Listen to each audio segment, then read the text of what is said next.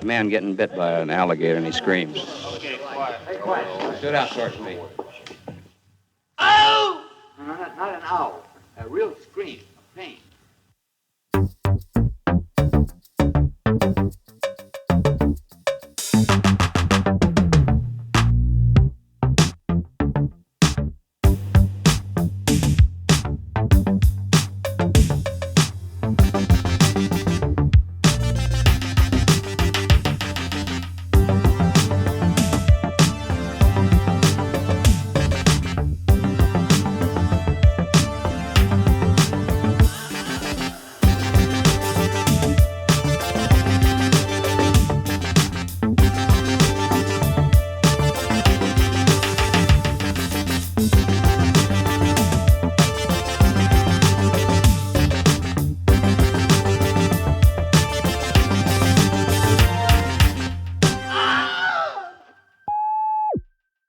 Magic Button. That should be the name of a strip club, I think. There's got to be. It's got to be somewhere. It has to be, right? Yeah. I mean, it really does. Does it seem? Obviously, I think it has, right? But like, strip clubs are not like a thing anymore, right? I know they still exist, but like, man, when I moved to the Dallas-Fort Worth area, it was like it's seemingly the heyday of the last, I don't know, like maybe hurrah of like of strip club culture. Like I lived in Lower Greenville. Like right. There was a strip club. You couldn't throw a stone without hitting a strip club. It was like every block. Yeah, now it's a Central Market. Like I mean, there used to be one of the biggest like men's strip clubs. Strip club for like La Bear was strip club with men inside of it. Right. I mean. It's a weird way to describe this at all, because that are stripping. The performers are men.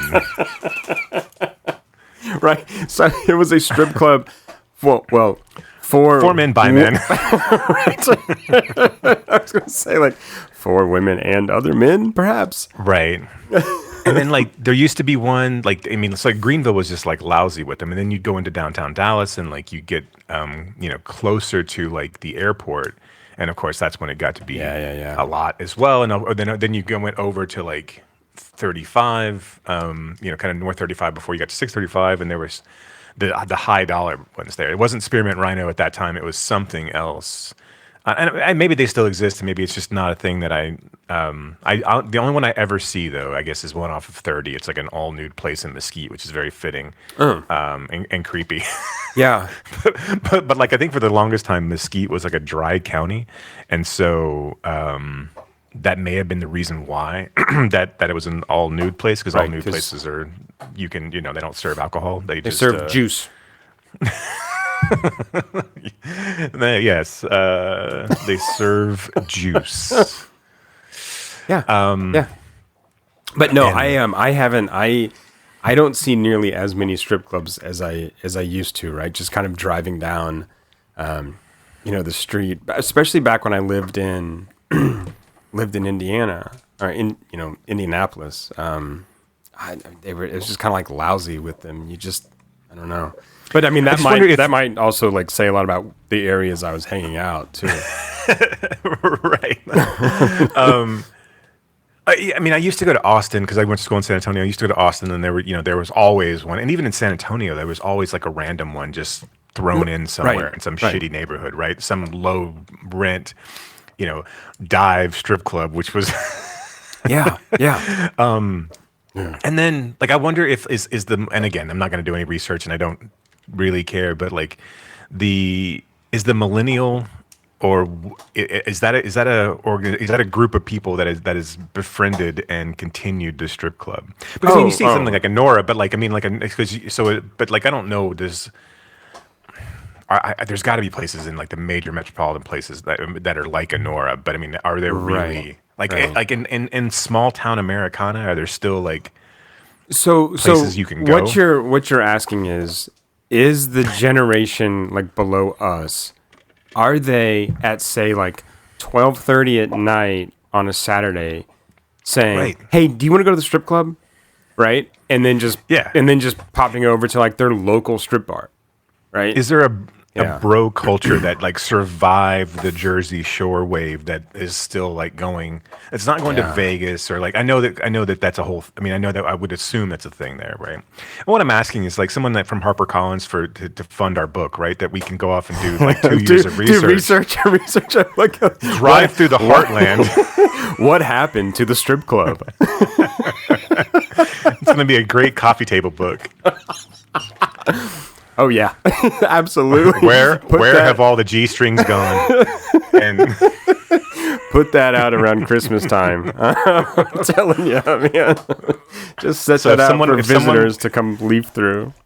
So if someone works for a publisher that wants to front us in advance, or someone wants to put together an Indiegogo or a Kickstarter, for us to do this, I would happily quit my day job and drive around the country just looking for strip clubs, interviewing.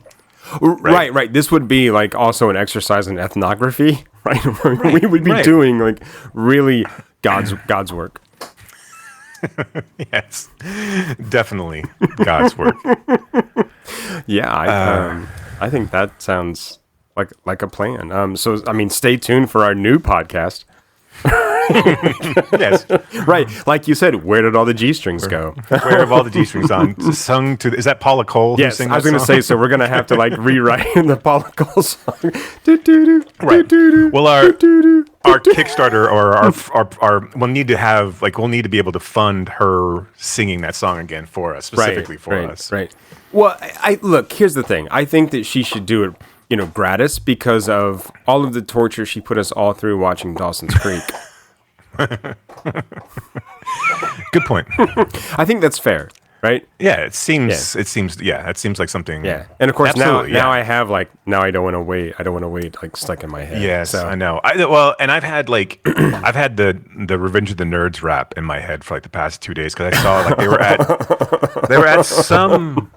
Like this is what they're. No offense to them. But this is like now they all get together at like some sort of horror con or I forget exactly. I think it was.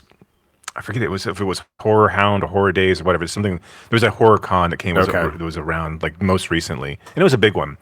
And they've gone a couple years in a row where they get most of the nerds. Not it's like Matuzak and Lamar and I forget the little one. Booger? He's not little. Yeah, not Booger. Booger's always there. Booger's always there. Booger was there.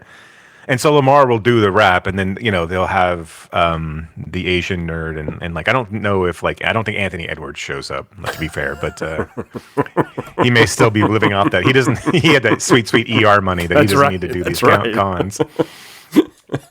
And Carradine, I'm not sure where that's family money that he doesn't probably. I don't know. I've not seen him at a con or at a con listing.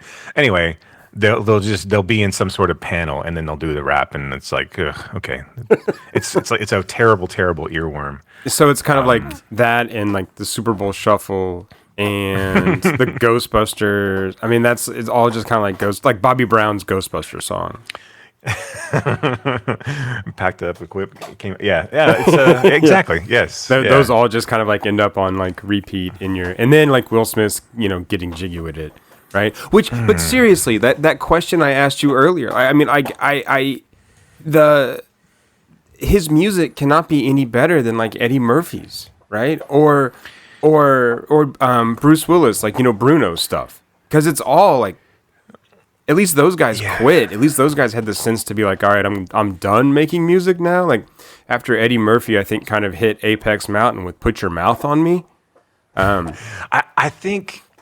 I think for Smith, it's just a matter of believing your own hype, right? I mean, because all of those songs, the reason they're different, and I think for those who don't remember "Party All the Time," that was a hit. Like, but I don't necessarily know that was like that was something that people were like, they thought it was a good song. It was just a hit because it was Eddie Murphy, right? Yeah, right. I mean, it was a terrible fucking song. Oh, yes. So bad. Absolutely, yeah. And the video was dumb. I mean, it was, awful. Yes. Yeah. Awful. But for Will, like, I mean, that's the thing. Like, what are the Will Smith songs that, like, getting jiggy with it, that just seems like a Wild Wild West song to me, right? Absolutely. But that stupid song, Summertime, it's so bad. But I mean, okay, so like, but if you're giving him a little bit of grace, like probably Jiggy with It and Summertime are like his two like legitimate non-movie hits, right? Are there other ones that I'm missing? I can't think of the other. I mean, I can't. I mean, of course, I didn't follow like, but because by the time that he does get Jiggy with It and Summertime, both of those come out in times where like we're already like into Tupac and Wu-Tang and Biggie. Oh, yeah. Like, there's already legitimate like rappers. Like I think he just existed as this weird entry point for white kids to get into rap, right? Yeah. And it was safe and it was generic and it was meme worthy at the time, right? I mean, like I Can Beat Mike Tyson, Nightmare on My Street, Parents Just Don't Understand, and they were interesting videos from a perspective of MTV being able to play them. It was like that and Walk This Way with like the two biggest like rap videos for the longest time. But we on MTV, still had Yo MTV Raps at that time. True. So I mean, but no. I mean, what you said, notwithstanding, right? I mean, because you're right. It was safer, right? Because parents would be like, oh yeah, no, I know Aerosmith. Sure, that's fine, right? Or this song seems perfectly like, inconsequential. Right. Yeah. It was just there was nothing that was dangerous about it, right? I mean, there was nothing that like. There was nothing that hard edge, and I hate to say something like LL was hard edge, but if you take a look at like who else was around at that time, besides like Sugar Hill Gang, which people weren't really. I mean, you had Dougie Fresh and Slick Rick, and you had Ice-T, and all of those, and very quickly then you had Beastie Boys and Run, and as far as like the really popular groups go, right at that point, like. All of those seem a lot more dangerous than Will Smith, right? I mean, and then you start to get into like, because right at that point, and it's right as like, I'm trying to remember what like kicked off the Tipper Gore parental advisory stickers. What really, because I know it was rap, but I just I don't remember like if there was specific. I feel like wasn't it Ice-T? Wasn't it? Was it the original Gangster album? That would have come along so much later, though, right? Because it would have been like 90. Well, wait, okay. When did Tipper Gore do the? I know that the parental guidance sticker was on NWA, on NWA Straight Outta Compton. Okay. Because the Ice-T record I'm thinking of would have been like 90, or right around there, but it was a little bit before that, right? Yeah, OG. That would have been probably the same time. I'm trying to figure out if it was Original Gangster or then what was the one that came after it with the. And there's no way I'm going to pull the title, but the one where he has it's like the hand drawn, where the guy's got a gun in his mouth. I can't remember now. Yeah, and it's got the Black and Decker song on it. Just the yes, yeah. I was trying to Google first parental guidance explicit lyrics sticker. Yeah. But I mean, so that was the first. Who had the first parental advisory? Let's see, Two Lives Crew. That's okay, but like, man, that seems that seems okay. It says the first album. This is AI. This is a Google at Wikipedia. Yeah, that banned in the USA in 1990. But I swear, I had a cassette tape that had parental advisory on the NWA. And NWA Straight Outta Compton would have been before 1990s banned in the USA. Right. Yeah, but I remember right around like. The OG and like right around 1990 was where I was worried about going into the record store and buying stuff. Yeah, right. And potentially you get stopped, right? I mean, somebody, there always somebody who would like not sell it to you if you weren't 18 or whatever, right? Right. But because that was right around the time that I worried about it. So, but yeah, I still can't believe that it was Two Live Crew, like. Because Banned in the USA comes out after Nasty as They Wanna Be. Nasty as They Wanna Be had like a huge, like there was all kinds of uproar over that. Sure, right. Yeah. And so they were probably just like, okay, whatever your next record is, right, is going to get that sticker. So Wikipedia said there were some early warnings seen on like Purple Rain and like Rhyme Pays, which Purple Rain is so, I mean, aside from Darling Nikki. I was going to say that's the only, right. But Ryan Pays would have been the one. Well, but Ryan Pays, Okay, so that would have still been before. I'm trying to remember. That would have been Let's Get Butt Naked and Fuck. Like that would have been that album, right? Yeah. I love that song. That's great. Should we talk about some movies? Yeah. Do Okay. you want to talk a little bit about Val? And, Yeah. Well, let me start the show. Let me do our thing, okay? Or like whatever Do it your is that stuff. I have like deemed like worthy that what we need to do before every show. Welcome back, Sure, streamers. right. Welcome back, streamers, to another episode where we examine our complicated and toxic relationship with the idea of love, romantic and familial. On today's show, a conversation about two new films, Borderline and The Monkey, and we start our look at the current filmography, and I say current because she will do more, of Amanda Kramer with Paris Window. Okay, so also Val Which- Kilmer. So go ahead. I was just going to say, which listener, if you look up Amanda Kramer's filmography, it appears that Paris Window is her second film, but it actually was her first film that she filmed. That's correct. Lady World would come out later. Paris Window, Technically, would Paris come out- Window's well, Paris Window would come out later, 2017, right? yeah, And then Yes. Lady World is technically 2018. So Right. yes. So we are honoring that, yes, because that's how we roll. So So if you're like, oh, those dummies don't know how time works, we're like, yes, we do. We just we also and it's understand fine. that time is a construct. So Here's the thing: is that there's probably 5 podcasts in the world, podcast episodes that have talked about Paris Window. I was gonna anyway, we'll be one of them. and It'll who be knows how fine. well we're going to talk about it. Well, true, because it's difficult. But Oh, I will say man. that it's going to be a difficult conversation. But we'll get to it when we get to it. So yeah, we just had Val Kilmer pass away from pneumonia at the age of 65, which I don't like. I don't like it. I'm closer to that than I am like 35, and it's But he was not doing well. No, he had throat cancer for the longest. Yeah. So true. He was not in the greatest of health, and like those types. And pneumonia is what usually gets you, right? I mean, like after you've had a long bout.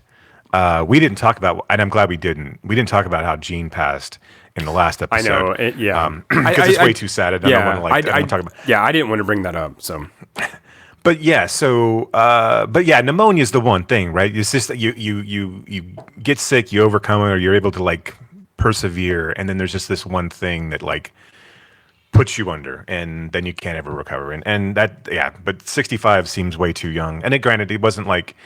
But you're right. He had some health issues, but 65 is a rough one to tap out at. Yeah, it's weird. I can never decide like what age is like a good age to die. I mean, no, and what I mean is like I hear people like, oh, this person died at 75, and I'm like, my mother's like close to that age, and she's in really good shape and like really good health. I'm like, okay, so. What does that mean? Or like and then like her sisters are older and they're still like, they'll still punch you in the face or whatever. And so, but then like, I'm gonna John Travolta Boy in the Plastic Bubble it when I get to like 60. Yeah. It's just gonna be, I'm just gonna be like hermetically sealed. And then. I don't know, man. But I'm just gonna like, so, like get tetanus and see what happens. Go the other route, just be sick all the time, like what happens? be a walking outbreak monkey. Like, yes, yeah. Because I am like Kevin Spacey in that film where I just tell people not to use the word very. So yeah, I mean, I don't know what your relationship with Val Kilmer. Obviously, we didn't have one; we didn't know him. But your relationship with Val Kilmer was. But I went back to look at his filmography because when I think about it, like in my head, it seemed like there was a lot of ebbs and flows. Oh yeah. But really, there weren't. Like I mean, like he starts in 84 with Top Secret. His first movie out of the gate, he's top billed, right? Right. And I mean, like I couldn't tell you how that movie did box office wise. I know that comes out after Airplane, so those movies would have been huge at the time. But I don't necessarily know if Top Secret. I just know like. From a video store perspective. Oh yeah. Like my friend perspective, Top Secret was as good, and as rotated as Airplane ever was. Yep. If you were like in the know and like were edgy, you'd played Kentucky Fried Movie, but like, but Top Secret and Airplane, and then of course, then you started getting into Naked Gun and Hot Shots, which kind of rolled right out after those. But like Top Secret for me was just on constant rotation. Oh yeah. And then Real Genius is one of my favorite movies of all time. I mean, I think like aside from a horrifically slow start to that movie, once it kicks in with them getting to school and Mitch getting to like at the science fair for Mitch, it just never lets up. It's so damn good. Like you could cut the first. I know it sets up the plot, but like by the time you get to what they're actually working on, you forget that first 10 minutes. It doesn't really make that much of a difference. And I was so in love with the girl. I forget her name. In that movie. I'm going to tell you here in a second, but wait, maybe I'm not. It's not on the front page. That's why I was trying to pull it up. I know. It's God dang it. And she's far down too. Shit. Like Ick is better. Bodhi. God damn, where's her stupid name? This is embarrassing for both of us. No. It's good content. It's good content. Actually, I just hate the word content. So, I don't know. I'll let you go. Yeah, you keep. Yeah. That. So but no. I am kind of with you there in terms of I remember watching Top Secret early. Well, I mean, it would have been a little bit older, but like watching it at a friend's house. I feel like on HBO or either VHS. I'm not sure. And then, Real Genius, I remember, I saw Real Genius first, before I saw Top Secret. But then from there, he does Top Gun, right? And so, I mean, I feel like kind of like in our youth, he's like ever present, because then Willow comes next, right? And then, I mean, I'm sorry, my youth. Yes. I'm sorry. No. But like in our childhood, in our youth, he's like ever present. He's there all the time, right? I mean, Top Gun, Willow, The Real Genius, and Top Secret. Because again, like these are like ever present movies. And then we get The Doors in '91, and like, and look, I'm like what 13 in '91. We all go through a Doors phase. Luckily, we grow out of it, right? But. But they suck. Sorry, but we go through that phase, and so like that film was big for a lot of kids, like my age at that time too. Can I say that the musicians in The Doors, I think, are pretty amazing? No, they are. They are fantastic. Yes, but I think a lot of their songs are stupid.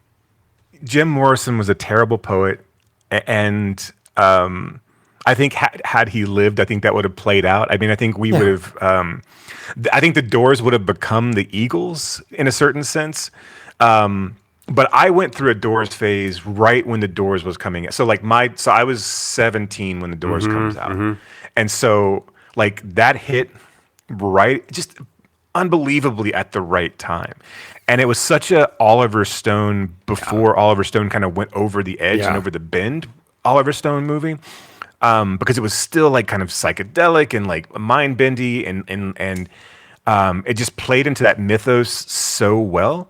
I went back, I couldn't believe, and I don't know, I didn't look, but I can't believe that he wasn't nominated for an Oscar. I know. Because like at a certain point, even the Doors, other members were like, we couldn't discern, Kilmer's voice from Morrison's voice. The fact that he sang his own songs, the fact that he embodied Jim Morrison so well, like, I mean, like, to the point if you put them side by side, like it's pictures of them side by side, it's uncanny. And the movie was, look, the movie was overblown, and but as far as like biopics go, like, and I mean, obviously the Doors have a, contention with it. The other surviving members of the Doors have a contention with it, but you knew what it was going to be when Oliver Stone got his hands on it, right? I mean, I think I think that movie was pretty good. I think that also because it was the first time that I saw Meg Ryan topless, that really helped the whole conversation for me, because I was a huge crush on Meg Ryan. Who didn't have a huge crush on Meg Ryan? And the moment that there's this, and I can tell you this scene, I can tell you I audibly gasped in the movie theater. And this was the days like when movie theaters were like opening weekend, they were always packed, right? Yeah. If you saw whatever was opening up on that weekend, typically you were in a full theater. Yep. You know, it wasn't like you weren't. I mean, like full, no stadium seating. You were in a full theater, just sitting there with a bunch of other folks. There's a sequence close where to people. Right, yeah, and there's a sequence where Morrison's head is like on Meg Ryan's chest, and he like lifts his head, and you see like one boob, and I was like, I could. I never thought it would happen and she had been naked before that in other movies, but not like, but for whatever reason, like it was, some of those earlier films, especially they were hard to find on video. Yeah. Of that particular, because she wasn't like before Top Gun, she wasn't. She was a person, right. obviously, and she'd made stuff, but like Top Gun was like her big breakout too. She was a person. Like, I mean, she was alive. She was the thing, yeah. She was on one of the soap operas, and she was like in Amityville 3D and like right. And she'd been in stuff like Inner Space, but like she really hadn't started doing, things like Presumed Innocent or like these kind of pseudo serious roles for her. This was all Wait, she was in Presumed Innocent? No, not Presumed Innocent. Sorry, it was I forget what's Pride and it's something. Fuck, I can picture the poster and I can't. No, I have to go back and look it up. Not Presumed Innocent, but it sounds like that. Okay. Was it another one with? Was it another one with Dennis Quaid? No, it might have been actually. I don't know. Because didn't she do like two back to back with him, like Inner Space and then something else? I had to pull up her filmography. Anyway, yeah, I don't remember her doing anything other than. She did DOA, which is a serious film with him. Right. I don't know when that would have fallen. That's probably what I was. That's probably what I was thinking of. Right, that remake. But then, like, okay, so we go from The Doors to like Thunderheart, which is a seemingly well reviewed, but kind of a movie that doesn't exist. Exactly. Right? Yeah.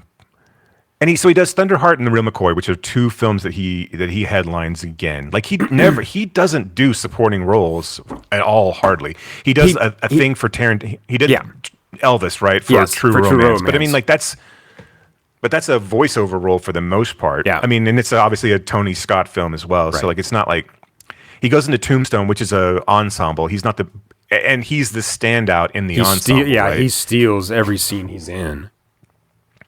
And then he goes to Batman. Like the next thing he does, I mean, not the next thing he does, because there's a movie called Wings of Courage, which I don't really know anything about. But like, then he does Batman and Heat. Yep. And then his career starts to take the turn because he does The Island of Dr. Moreau, which is a huge, just like a fucking mess. Terrible.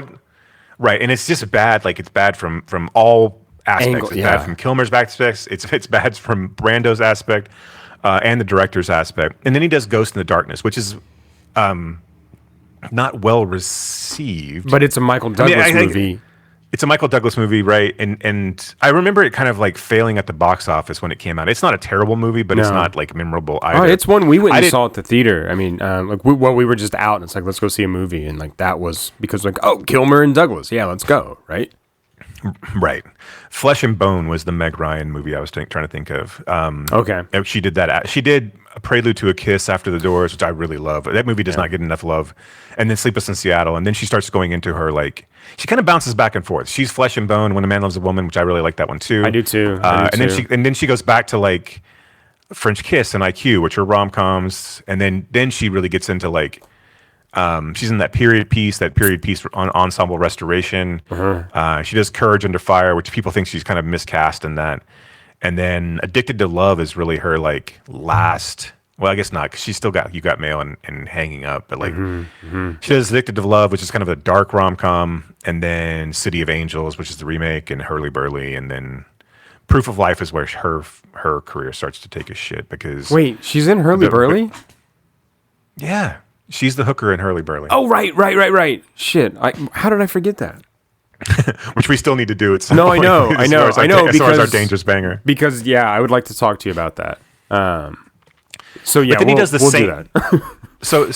so Kilmer does the Saint in 97. Yep. Right? I mean, which is not, again, Elizabeth Shue, but he's not, like, well received. And it was supposed to be the thing that was supposed to, like, be another thing, right? It was supposed to be, like, his Batman, which his Batman doesn't do well. Or his James Bond. Well, I mean, no, his Batman's fine, right? Yeah. But I think he clearly didn't want to come back and do, and no one really did want to come back and do the next one, Batman and Robin.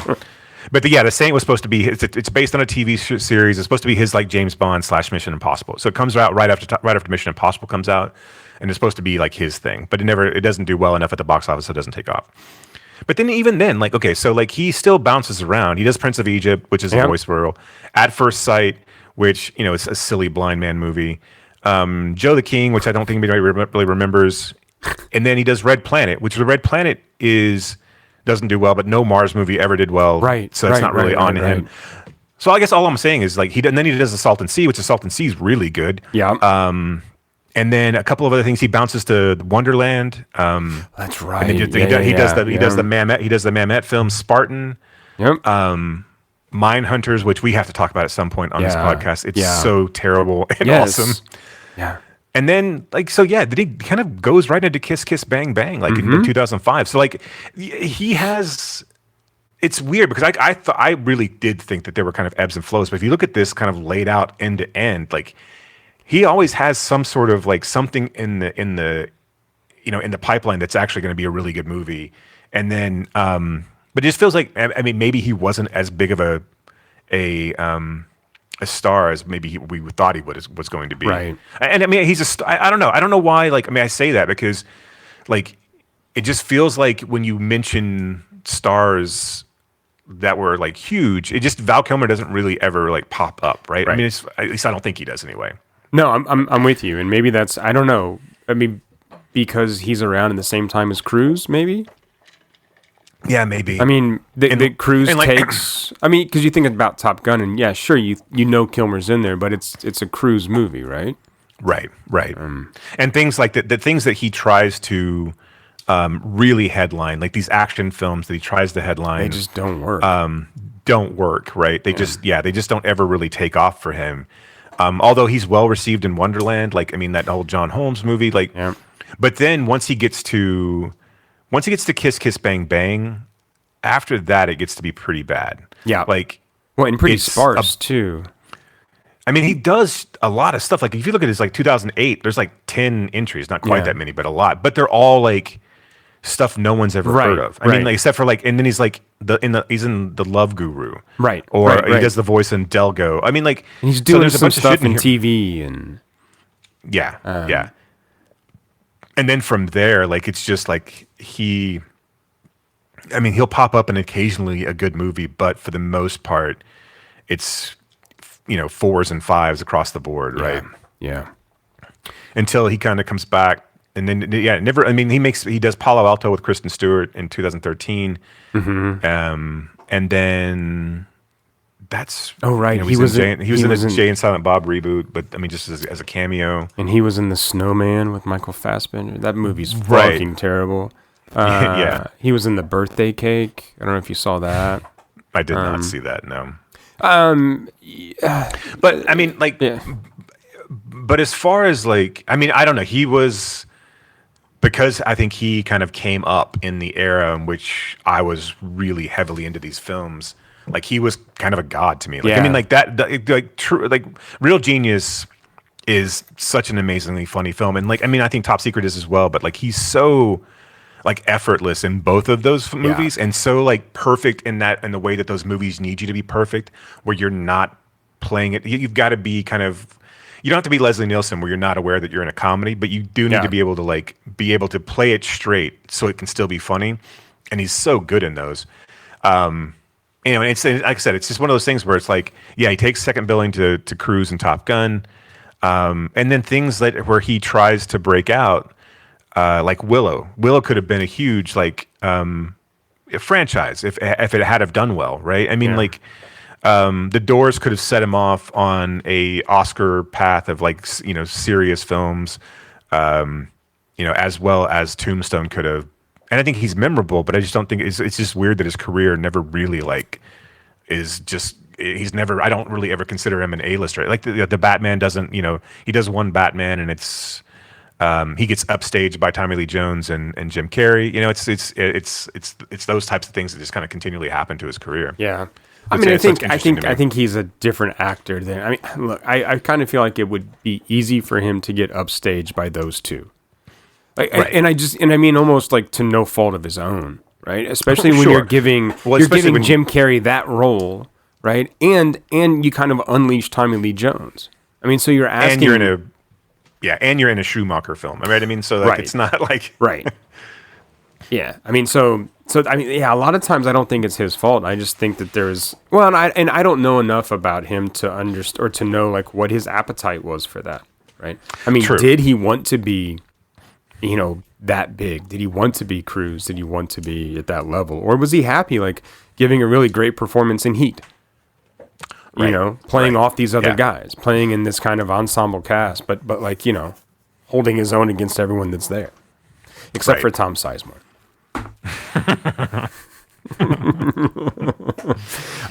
So R.I.P. Val Kilmer, right? He was obviously a presence in our movie lives, but you brought up Leslie Nielsen a couple times, and so I wanted to ask if you've seen the trailer for the new Naked Gun, and what your thoughts are on said trailer. When I first saw it, when it first started, I was like, oh, I don't know if I like the way that this is going. Like, I don't know if I need a badass Frank Drebin Jr., right? I don't need someone who's competent. The whole funny part of the Naked Gun series was that he wasn't exactly bumbling, but he was clueless, right? Yeah. And so I'm okay with a teaser trailer. That may not be what the end product is. I'm also okay with a different take. I do think that it would be a mistake to not play into Liam Neeson's strengths. Yeah. And I think that he has a different set of skills, not to go all taken on us, but a different set of skills than, say, a Leslie Nielsen does. So when he's standing there in the schoolgirl skirt and he's got the heart panties on, I think that was pretty funny. That was funny. And so, like, I was really shocked that they included OJ. I know. So, like, I know. I was like, that's a ballsy move. But I do like funny. how they dealt with it. Yeah.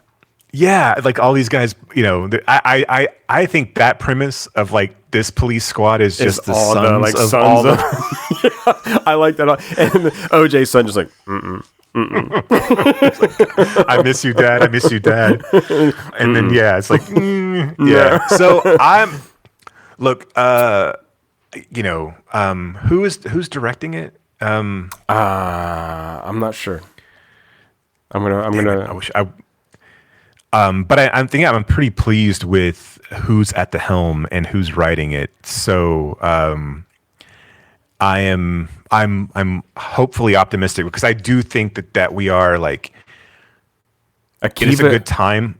Akiva Schaffer? Yeah. Okay. Yeah. I think he's one of the Lonely Island guys, right? Oh, right. That's okay. Yes. So I'm in on that. I think I think they're the perfect people for that. Yeah. And I think we're good for, how much we talked about like in the Hackman episode where we're good for, we're probably primed for those kind of conspiracy theory movies to come back, the movies like The Package and Under Siege to kind of come back around. That I think we're good for these types of parody films. And like I'm holding out hope for, I do think, and again, because we got so far off, right? Because when the Wayans started doing it, it was one thing to do Scary Movie, and Scary Movie was fine. But then everything beyond that was just, hey, you had to have seen all these other movies, and all we're doing is making pop culture jokes. And then the whole Friedberg and Seltzer, I forget those guys' names, but they were, all those movies were just god awful. I mean, intentionally god awful, right? And the only one that ever broke out was Not Another Teen Movie, for me anyway, that was actually funny. And the rest of them were really terrible. So that and the fact that we're getting a new Spinal Tap, which with the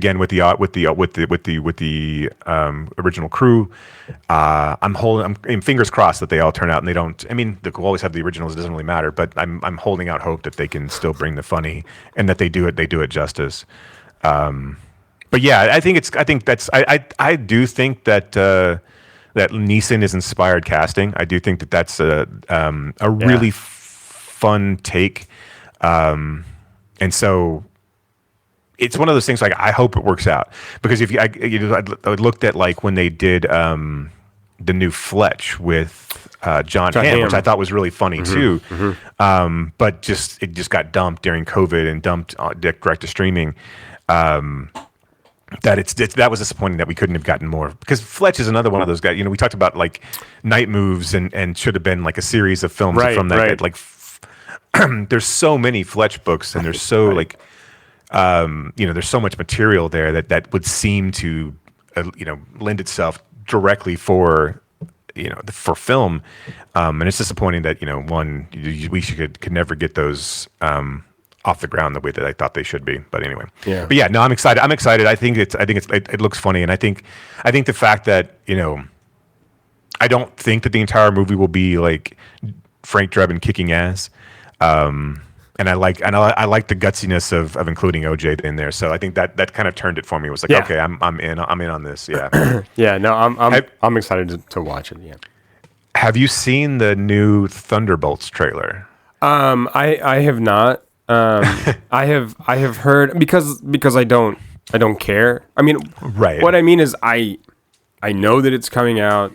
That's great. You have to see it. I know I have to see it, right? Because Florence Pugh is in it, so I'm going to go see it. And what I'm interested in now is, I'm interested because of what she said about it, right? And how this feels more kind of like if A24 did a superhero movie.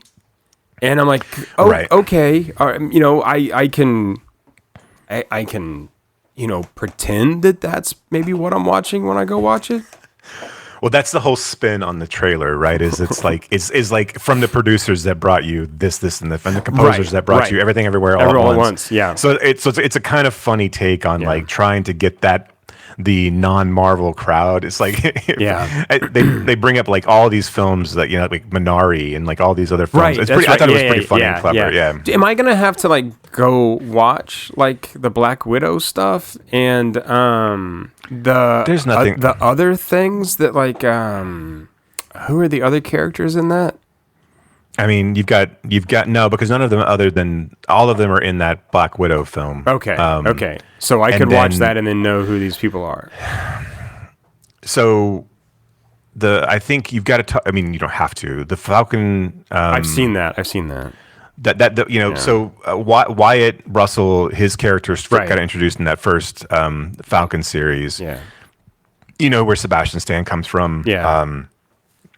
Ghost was in one of the, I think, if I'm not mistaken, and I'm sure someone's going to yell at me, but like I think they were in one of the Ant-Man movies. If I'm not, I can't remember now exactly. I don't even know. I don't know who you're talking about. Who's Ghost? One of the. They're all like, this is basically the Suicide Squad. Right. Right. I just don't know who Ghost is. At one point, it was a bad guy who did stuff. Okay. I don't know. It's been there's a lot of movies out there, but I don't think you're going to need to go back and try to fill in the because you're not going to care if you miss a reference or not, right? No. No. And I bet I could figure it out with context anyway, right? Most likely, yeah. You can always go back to there'll be somebody on the internet that'll explain it. You can go to a Screen Rant video and that'll tell you all the Easter eggs you might have missed in Thunderbolts. I'll be reading Reddit while I'm watching the film. You and everybody else in the theater will be. All right, let's get into today's films. Jason, I think we've talked enough about strip clubs and bad hip hop and and whatever else we just talked about. I want to start. Let's start with Borderline. Okay.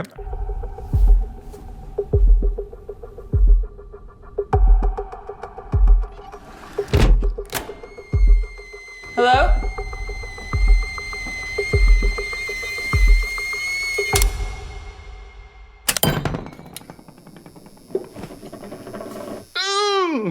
I miss you a lot.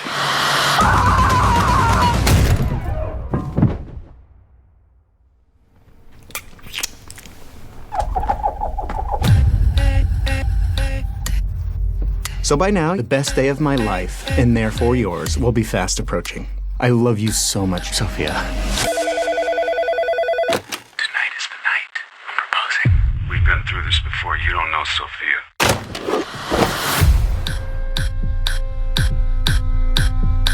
You're hilarious, Sophia. I'm ready to be yours forever. We're getting married? What, are you having second thoughts? I have a surprise for you. This is Penny. She's a big fan of yours. I killed someone. Look at that! Friends already. Let's get all units to Cassowary Tabernacle. JH, put the gun away. What kind of way is that to treat our guests? Crazy bitch!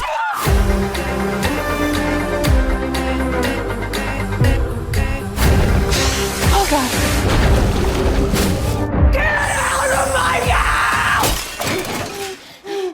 That is such bad luck, Sophia!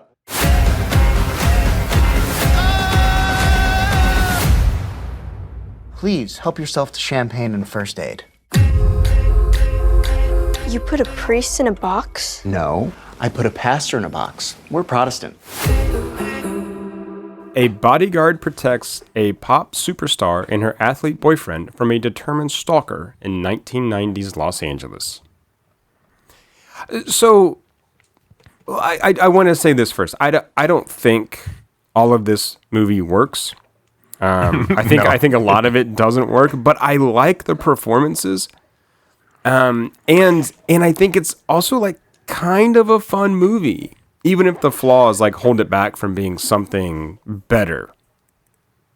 Yeah, I don't know. It is. I've seen it a couple times now, and I'm like, it is so bonkers, and it's so all over the place. All over the place.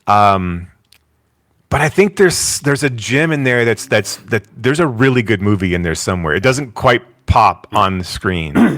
And I think, you know, it advertises itself from the writer of The Cocaine Bear. This is Jimmy Warden's first directorial debut. He's married to Samara Weaving.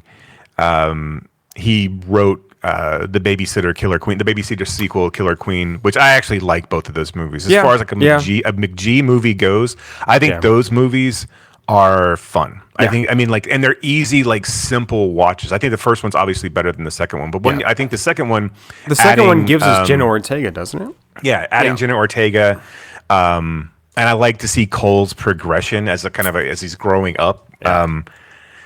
I also think that all of the ghosts, you know, all the bad guys in that movie are really well cast, and I think they're a little over the top in Killer Queen, and they're a little bit more subdued in The Babysitter. But all that being said, this feels like in the same vein as those movies. I was not a fan of Cocaine Bear because I thought Cocaine Bear was a concept that did not have a movie behind it.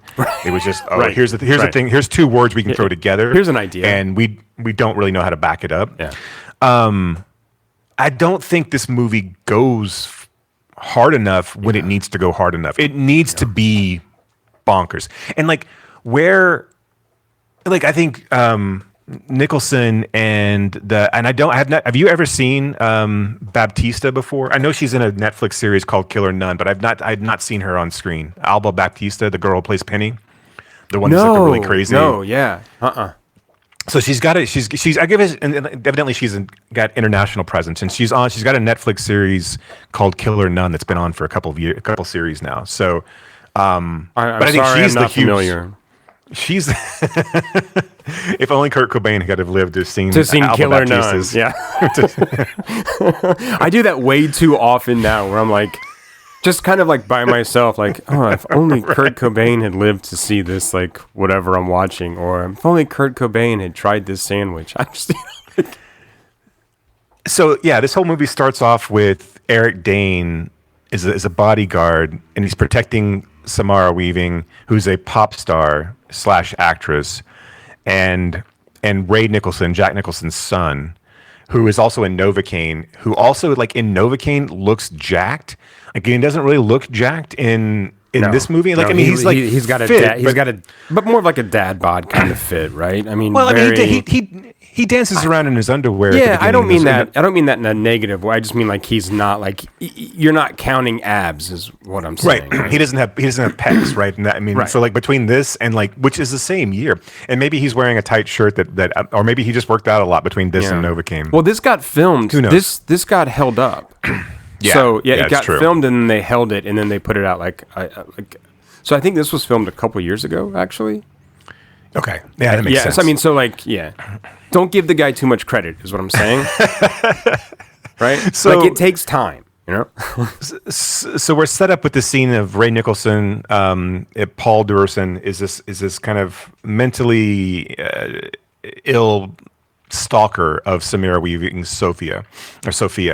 And he shows up to her house thinking that he's going to marry her, and then he ends up stabbing Eric Dane.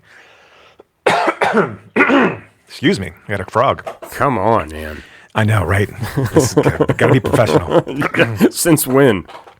And then flash forward months later, right? Then he breaks out of prison, and we're introduced to Sophia. And then it's the whole night of him coming back with him getting basically Ray Nicholson getting all of his like cronies together to come back and marry Sophia again, and he's completely delusional to the point where he starts to think other people are Sophia, which I think is really the key of this movie, is Paul's delusion of like not as being in love with this concept, and I think this is where the good movie lies, right? Right. Well, and I shouldn't leave. So here's where I think the good movie lies, and I'm trying to pat myself on the back. But here's where the good movie lies: is where Paul doesn't really care. Is not necessarily so hung up with Sophia in Samara Weaving's body, but he's enamored with the idea of Sophia, which I think is an interesting thread. I think it's a really interesting thread to pull because it continually starts to confuse other people for Sophia. Also, I think Samara Weaving's intrigue with Paul, and she hates the fact that he's a stalker and that he's intruding, but also she doesn't ever feel loved. And that's not really a thing that's really tapped in this movie very much. But you can hear at the end of the movie when they're at the wedding sequence, where she's like, he's kind of the only person that's ever really truly loved me. And he doesn't. And I think that part is really interesting. I think if this movie doesn't try to be so like, let me ask you this. Yeah. I think Eric Dane is a huge wet blanket. And I think he's kind of the reason that this doesn't pop the way that it should. Okay, so I think in part, sure, right? But also I think that the structure of the film doesn't do itself any favors, because the tonal shifts are all over the place, right? It's just like it never picks a tone. It just is bonkers. But also like the time shift is a little jarring in that you're not necessary really, right. So there's that. I think this idea about Nicholson loving the idea, not necessarily the person, I think that's really compelling and really interesting. And I wish they would have tapped in more of that, right? But also the idea that Sophia doesn't feel love. I mean, I get it, and I get that idea, with someone in her position, right? That level of celebrity. But also, Jimmy Fails is trying, right? And she is unable to receive that love from him, which is maybe more of an interesting idea, right? Than like not being loved or feeling loved, but not being able to accept that. I mean, because he finds this list, right, of she's keeping of like people that apparently she wants to sleep with, like Robert Smith from The Cure. Well, I think it's so I actually tried to read it because I paused it today, and like it's basically her agents are sending over people who are she's up for a film role, and these are people who are going to be cast opposite of her in this film. Is that role. what it was? Okay, because he reads it as like because he's on the list. Right. He's on the list right above Robert Smith is the next person. right. Which is weird because he's a basketball player. Right. So then but he finds that list and he assumes. So he's Dennis Rodman, right? I mean, that's basically he's a stand-in for Dennis because Rodman. she's kind of like Madonna and Britney Spears and Christina Aguilera. I mean, all of these people kind of like wrapped up, right? But he's and even like, you know, his outfit, the outfit that he's wearing when they come back from the club is very like a la Dennis Rodman in Vegas, right? Right. So, but he seems to be a much more well put together version of Dennis Rodman, right? Because he's upset when he finds this list. He's like, so you're just going to throw me away now? I mean, he seems to really care about this like relationship, right? I mean, even, you know, so much to at the end, you know, he's willing to go through with this like marriage, which is funny, right? Right. Him in that dress is funny. And he just kind of, and I mean, it's cheesy, but the ending, right? Where she's like, hey, we should give this a shot, right? And he's like, it'll never work. And she's like, what do you mean? He's like, I'm a married man. Which I thought was kind of funny, right? I mean, yeah. So, where's Jimmy Fails been? Well, he was in Last Black Man in San Francisco, right? And then I know that's what I mean. But I mean, yeah, I don't know why he hasn't been. I don't know why he hasn't been in anything else. To be honest, where's he been? That's what I mean. Yeah. So I mean, I just think that those ideas weren't like really developed enough. I think they lean too heavy into the comedy of the film, right? And then just kind of like let that stuff just kind of float away. I think that would have been fine. I think I think there's a comedic take to all of this where you can still be kind of brutal and mean and still and funny and still come out with saying something. Yeah, I still just think that every time this movie goes back to Eric Dane and his kind of stoic nature and like worrying about his kid, like he seems so out of place in this because like when he goes back to pick up his kid, even the cop is doing some sort of like, you know, audition on the street, right? Yeah. He's the only one who doesn't have any sort of like funny thing to do, right? There's nothing for him to like participate in the movie.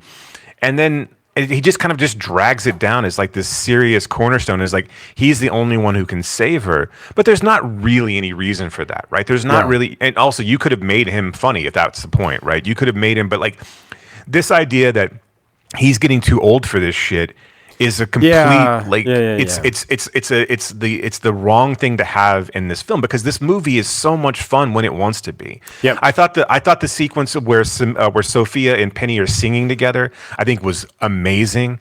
I thought their fight was amazing. I think Penny was just brilliant. Her whole like crazy for crazy's sake and wanting to be lit on fire and I forget the exact line when she puts on the security guard who's like in the gated community, his hat, and she's like, I think I like this American hat, or like this whole thing of like, and then when she's shitting on Samara Weaving about like how she's like, I thought you'd be prettier. You've got a great body, but I thought you'd be prettier. Like the way Paul talked about her, and of course, I mean, it goes back to like Paul not really seeing her. Right. He just has this concept of her. Right. God damn. It's this. Like I had fun with this, and I think it's disappointing that it's not better. But it's really, to me, it's like I said, it's really disappointing because I think there's something potentially great in this. Yeah, and I just feel like in steadier hands, and someone who kind of. I think it could have been pulled out, and I don't know. Like again, I don't know. I don't want to continually shit on Eric Dane, but I just feel like he's not in the right movie in this case. Yeah, and like he's a pretty face, but is he the right guy, or is that character even necessary? And I think the answer is no. I mean, I don't think that you need that conceit in there to like. You don't need the time jumps. You don't need all the convoluted shit. Just make this a crazy another. A babysitter movie with something to say, right? Right. A one crazy night movie. Right. Mm-hmm. Instead of like these like 2.5 crazy nights or like whatever we get. And to be like, I just kind of forgot Eric Dane was there in the movie. Well, and because again, the movie shoots him in the head for a minute and then just leaves. I mean, like, all the best parts of the movie are when Eric Dane is off screen. Like when they shoot him in the head, it all goes back to the house. And you could have had Jimmy Fails be the guy who saves I mean, he does save the day at the end of the day, right? I mean, like, so like I don't necessarily know why you need the only reason you need another party is because Sophia seems almost willing to go along with this, right? She starts to seem to resign to the fact that like one, you know, she's not a big of a pop star as you know, these other people who are being mentioned. You don't ever hear any original music. You only hear covers. You know, and so like this idea that yes, she doesn't have anybody in her life, and that's why she's so happy to see Eric Dane and happy to put together a junior puzzle with her, which I thought that was a pretty funny bit as a puzzle of the movie poster. I haven't for seen Junior. this one, but it looks like it looks great. And for the movie to be set in 1990s and for that to be the joke, then that's fine. I'm okay with the entire setting just to pull off that joke. I actually appreciate that quite a bit. Oh yeah. But yeah, you don't really need him. You don't really need him aside from someone to maybe kick the knife across. But you've got the priest there. There's other people who could have served that purpose. You've got her assistant there, who really isn't given much to do either, right? I mean, like, but I think that's also like the joke too, is that she's just completely ignored and like forgotten every time she shows up. Yeah. No, I'm with you. I think that there's something there, but it just doesn't pull everything off. Because I think it's trying to do too many things.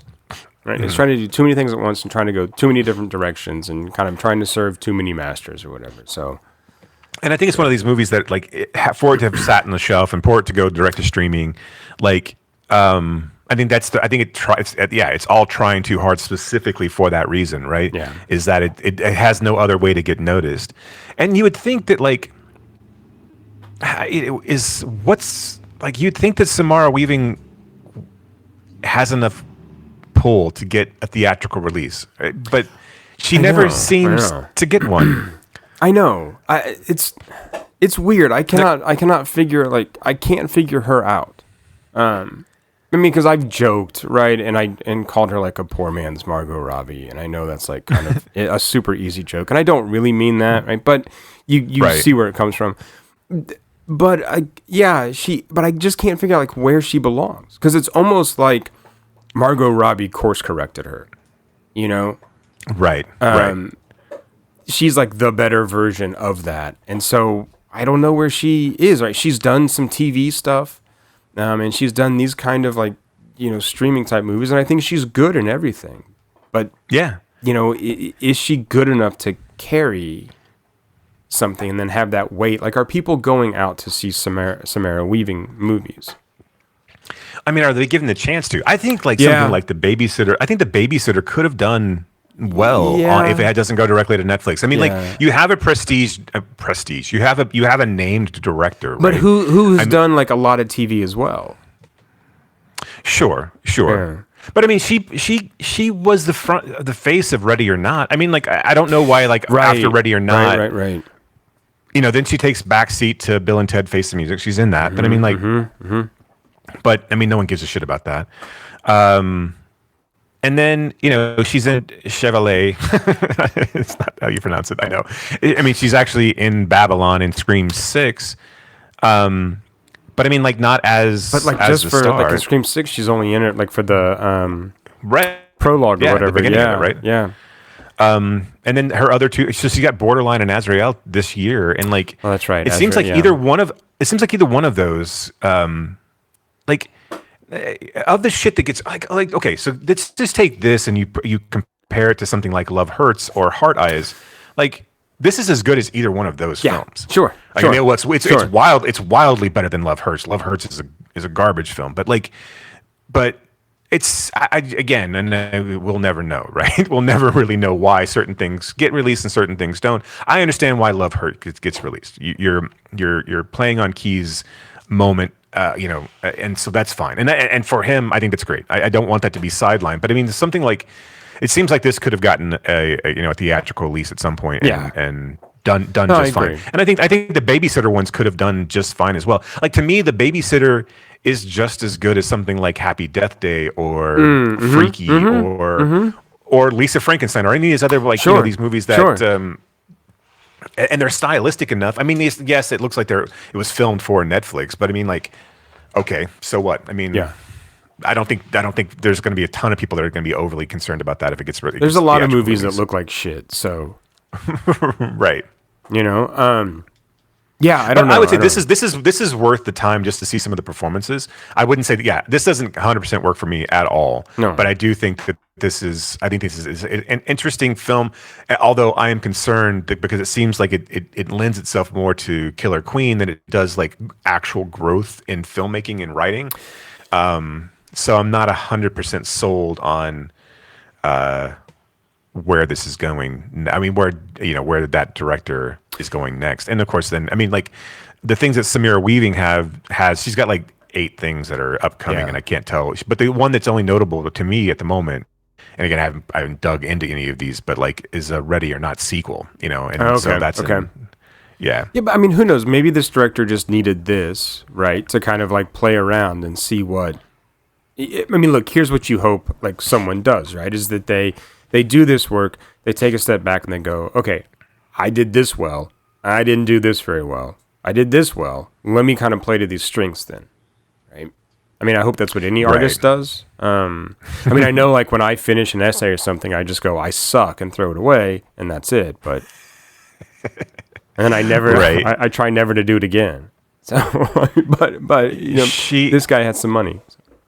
She is headlining a movie called Liz about Elizabeth Bonaparte, American founding mother and celebrity Elizabeth Patterson Bonaparte, directed by Adam Leon, who did Gimme the Loot. We don't know if you've seen that or not, but and a few other things. But like Gimme the Loot was like his like breakout in 2012. So I don't know. We'll see. I think she's great. I think she's a lot of fun, and I think she's like game. Like I mean, like that's the thing I love about her is like is that in this like. This isn't probably the most flattering role, but like it's so like, but like she seems like I think it's good in how it plays with this idea of celebrity, right? And how she's, I mean, so I think that that's a interesting role for her to play, and the fact that it's not all that flattering, I think, is even that shows just how much game she is. Right. What do you think about Nicholson's kid? I like him in this. I'm trying to think. I don't think I've seen him in anything else. Yeah, you saw him in Smile 2, because I know you saw Smile 2. Oh, right. I did. Oh, God. Who is he in Smile 2? I forget. Is he the Paul Hudson? He's the first guy who's the killer, right? I mean, he's like yeah, like the drug dealer, right? Yeah. Okay. Yes. Yeah, I mean, I think. And then he was in Licorice Pizza in a small role, and he was a promising young woman in a really small role. Okay. He's been acting since he's a kid. Yeah. But yeah, like for me, like, and he looks wildly different in Novocaine. He just because he like I don't know why, but like he seems like a kind of like an everyman. He's like, when I see him, I don't really recognize. Oh, that's him. So it took me a minute to like place him in Novocaine. It's his eyes are unique, but everything else about him's kind of generic. Yeah, so. I really liked him in this, and I think he was really going for it, but wasn't. You know, I didn't feel like it was hammy. I guess if you know what I mean. Like I feel like he was that he was really putting some work into that character. So I'm interested to see like what else he does. You know, it's hard to you don't want to compare him to his dad, right? Because I think it's something like this is a completely different role than anything his dad ever did. So I don't know if the line in this movie was directly referencing his lineage, and it probably wasn't. But when he is at the beginning and he's in that ill-fitting suit, he's like, "Do you like it? It was my dad's. It fits pretty well, doesn't it?" And it doesn't fit. I was like, "Man, that's a nice." If Warden used that specifically, I was like, "That's a pretty good line." Yeah. I mean, like, and like it's a kind of a deep cut that like. But I don't necessarily know if that's what he meant behind it. I'd love to. Maybe we can get Jimmy Warden on the podcast and talk to him about it. But yeah, especially since we just said, you know what, this movie doesn't really work. Here's what. Look, no. If you can't defend your decisions to two Joe Schmo podcasters out there, then I don't think you deserve to make movies. Like, or if our opinions bother you, like, oh, come on, man. Like, right. And who knows what he thinks about this movie or not? I mean, maybe you know. Like I said, we've also heaped praise on his wife. So I mean, you know, it's not like we're complete bastards. Right. Well, Really, we were more Maybe mean to you're Eric not. Dane. I don't think Eric Dane's going to come on the podcast. No. So why do you think you were a wet blanket in So what's up Borderline? with that? Right? Because I've seen you in other stuff. You can be fun, do you think you were- right? I mean, I don't ever think you're that great, and I do think you're kind of like a generic, I think you're like fine, like like a solid 6 out of 10. It's great, right? I mean, be grateful you're really good looking, but outside of that, I mean, I don't think you'd have a. Yeah, like And it's really, it's like really you- good looking. But outside of that, I don't think you really deserve to have a career. Yeah, but it's I mean, you're tall, kind of, I guess. So right. Look, I think Eric Dane needs to be on NCIS. Right. I think that's the career for Eric Dane. Is those like TV shows Those where he's a procedurals. cop or a fireman, or right, and he can like because that's what he in this movie is acting like. Right. I mean, like he is. He's in those. He's that guy in this movie. He's just some guy who's supposed to be a cop that is the steely one who knows all the rules. Yep. But I'm trying to see if he was in. I guess he was in Grey's Anatomy. That would have been like his. So. Yeah. He was in. I never watched that show, so I didn't either. He was in Euphoria, which I did watch, at least the first season of. It's a shit show. I'm not a fan of the director. I'm not a fan of Sam Levinson. Anyway, all right. Anything else? No. Okay. No. I would say if you're bored, check it out. I mean, like I definitely think if you're a Samara Weaving fan, check it out. I liked it. I mean, like I said, liked it. I guess it's strong, but I didn't have a bad time with it. Or if you're borderline on watching it, go ahead. Yeah. Okay. Absolutely. Go ahead. Let's talk the monkey. Everything okay in there? Yeah, everything's fine. Oh, that's odd. I don't remember locking this. You wouldn't have to remember if my aunt had a wind-up toy monkey at the yard sale. Oh, not a cherished childhood memory now, was it? No!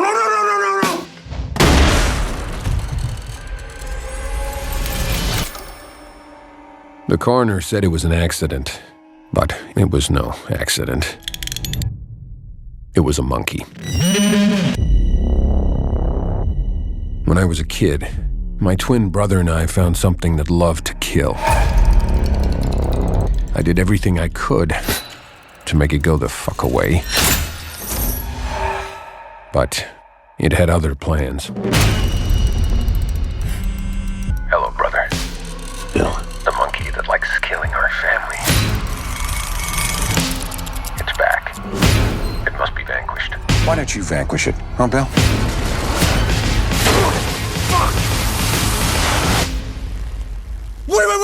Wait! We have been chosen to witness its power over life and death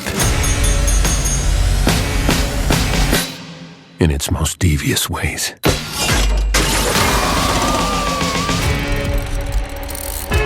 The toy monkey? It's evil. It's basically the devil.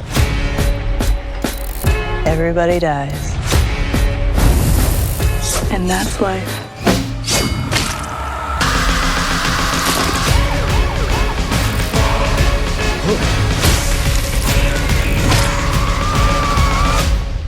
Oh, fuck.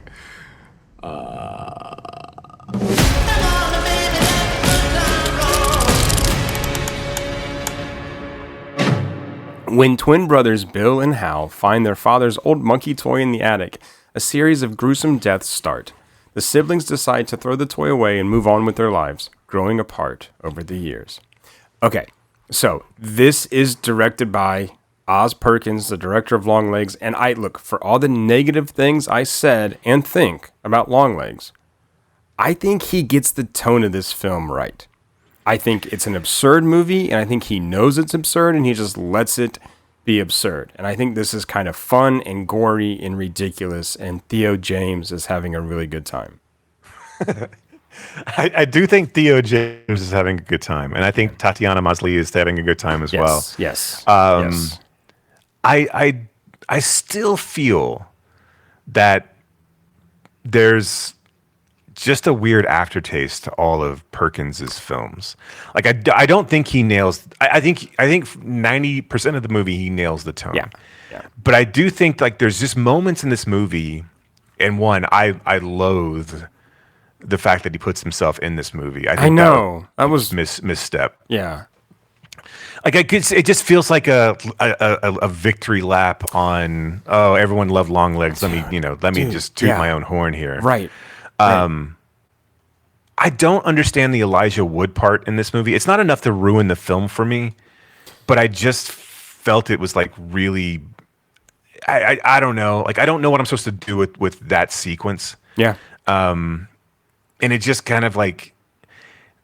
So like to me, like all of his movies are hampered a little bit by like I don't think he makes all of the right choices, and I'm not sure he's ever going to have a turn in an A+ papers. Sure, yeah. He may just be a B- to a C+ director. I think this is better than a C+. But there's moments where you're like, oh yeah, you could have cut 5 minutes off of this movie. Sure. And okay. So, and the other, we can go into the details of this. The other thing that tonally doesn't really like, I think it's confusing, is you never really know, like, a lot of this movie seems like it's knowing, right? That it's winking at the camera, that there's characters in this that realize the absurdity of it all.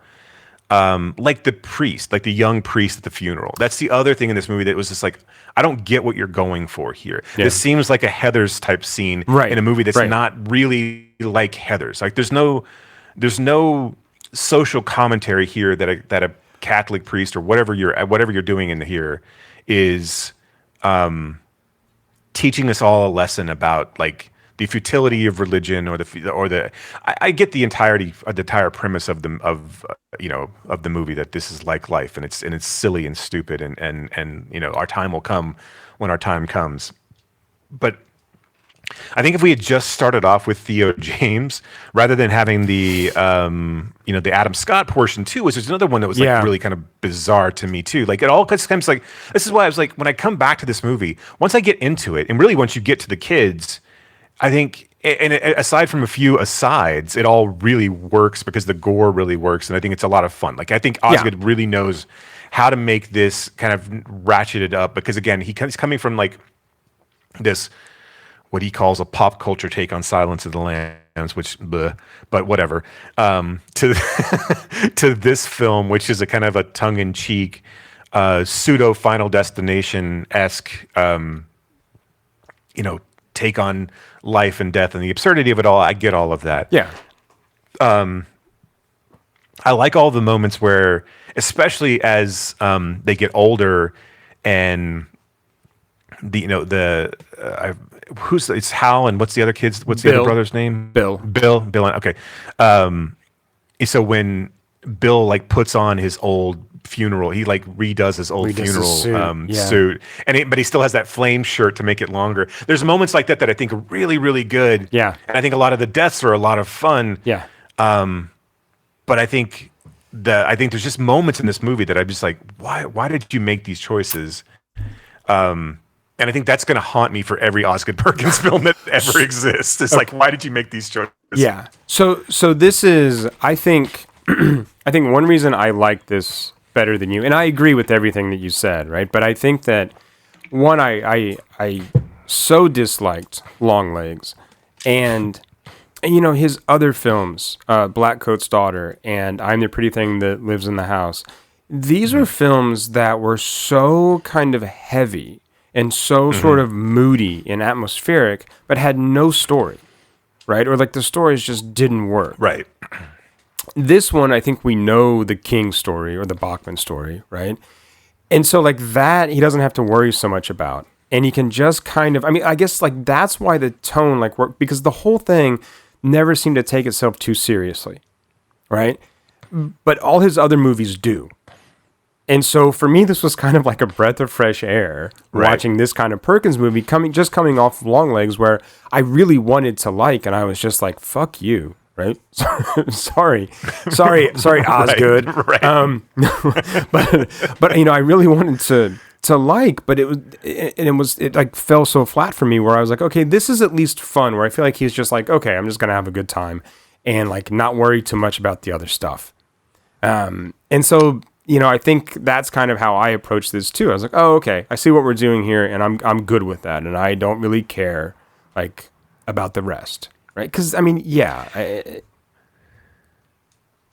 like I said, for the most part, I'm with you. And I think the last hour of this film is a lot of fun. Once we get to really, I mean, like, I'm okay with. I think the kid stuff obviously sets it up fairly well. I do think we take a long time to get there. It's like it takes an hour or it takes 30 minutes to get to the grown-up pieces of it. Yeah. I think starting off with I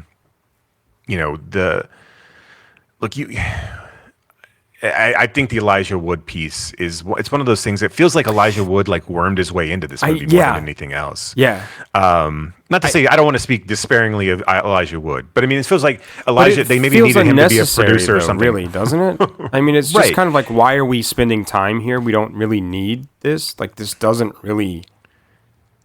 And it's a joke that doesn't really pay off, right? No. You don't need him to be some sort of like parental guru when clearly he's not. Right. And like I mean, it just adds a layer to this movie that one, you don't ever and that's the other thing too, you don't ever revisit it. So right? what if Elijah Wood's character had been killed by the monkey at some point? Yeah, maybe. Like, I mean, like, okay, if you'd right? resolved that thread, yeah.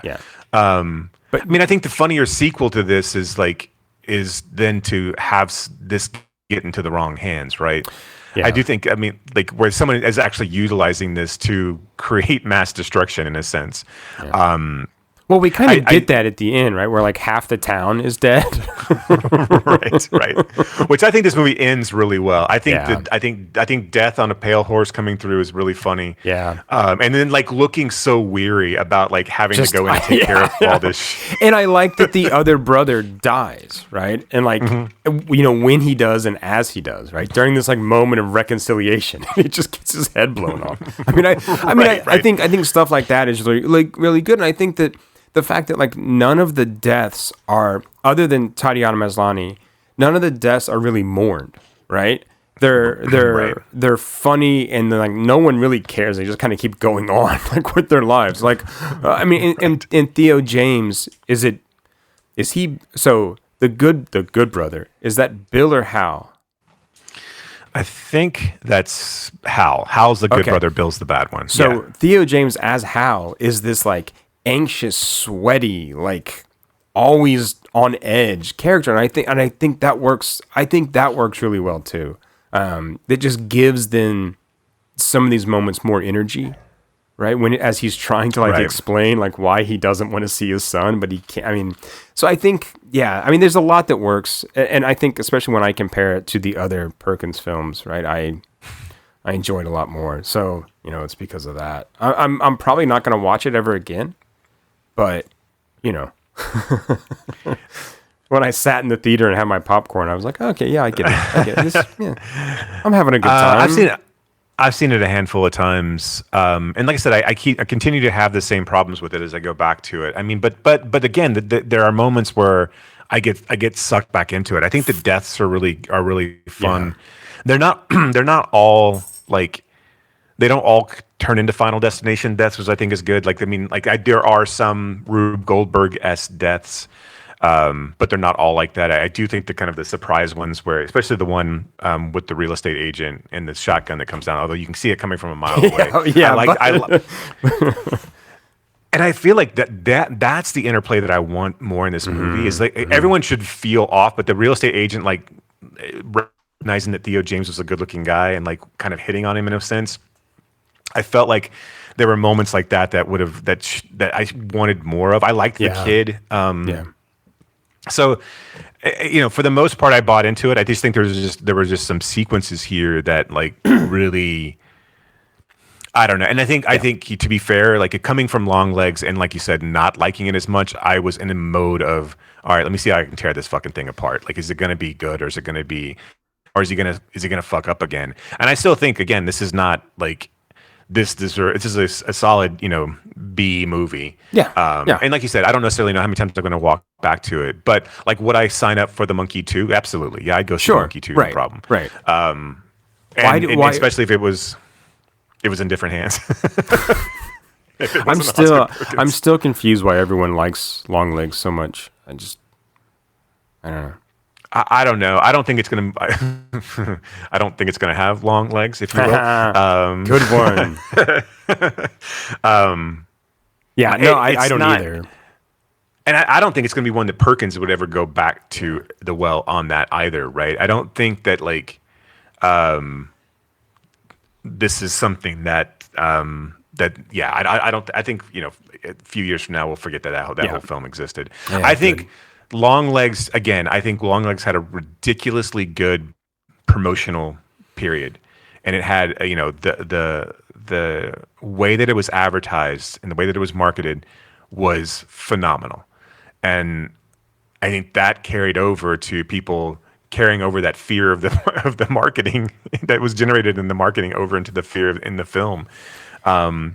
And I think, we've talked about this before, but I do think we give these films more credence than they deserve. I mean, even at The Black Coat's Daughter or The Pretty Girl That Lives, that those films aren't great, but a lot of times we'll walk away from prestige horror or folk horror and just say, well, I didn't get it. This has got to be better than what I think it is. It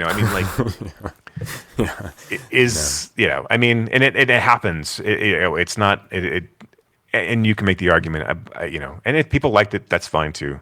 But I think this one is a lot more visceral, and it makes sense why it came out so quickly after Longlegs. And like I said, I just wish that there was some consistency, and I wish that Perkins could tone down his more negative tendencies. And, his ego. And I do think that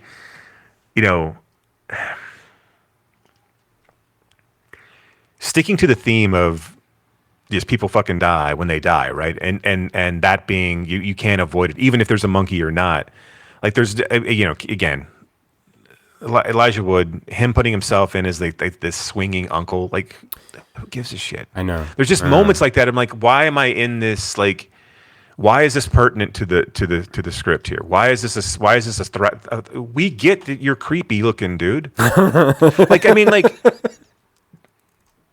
You only do that so there's no gravitas to the deaths. But I mean, at a certain point, there is a gravitas. They have affected Hal, right? I mean, these deaths have affected him, regardless of whether he was tied to these people or not. And it wasn't just his mom that was troubling him, right?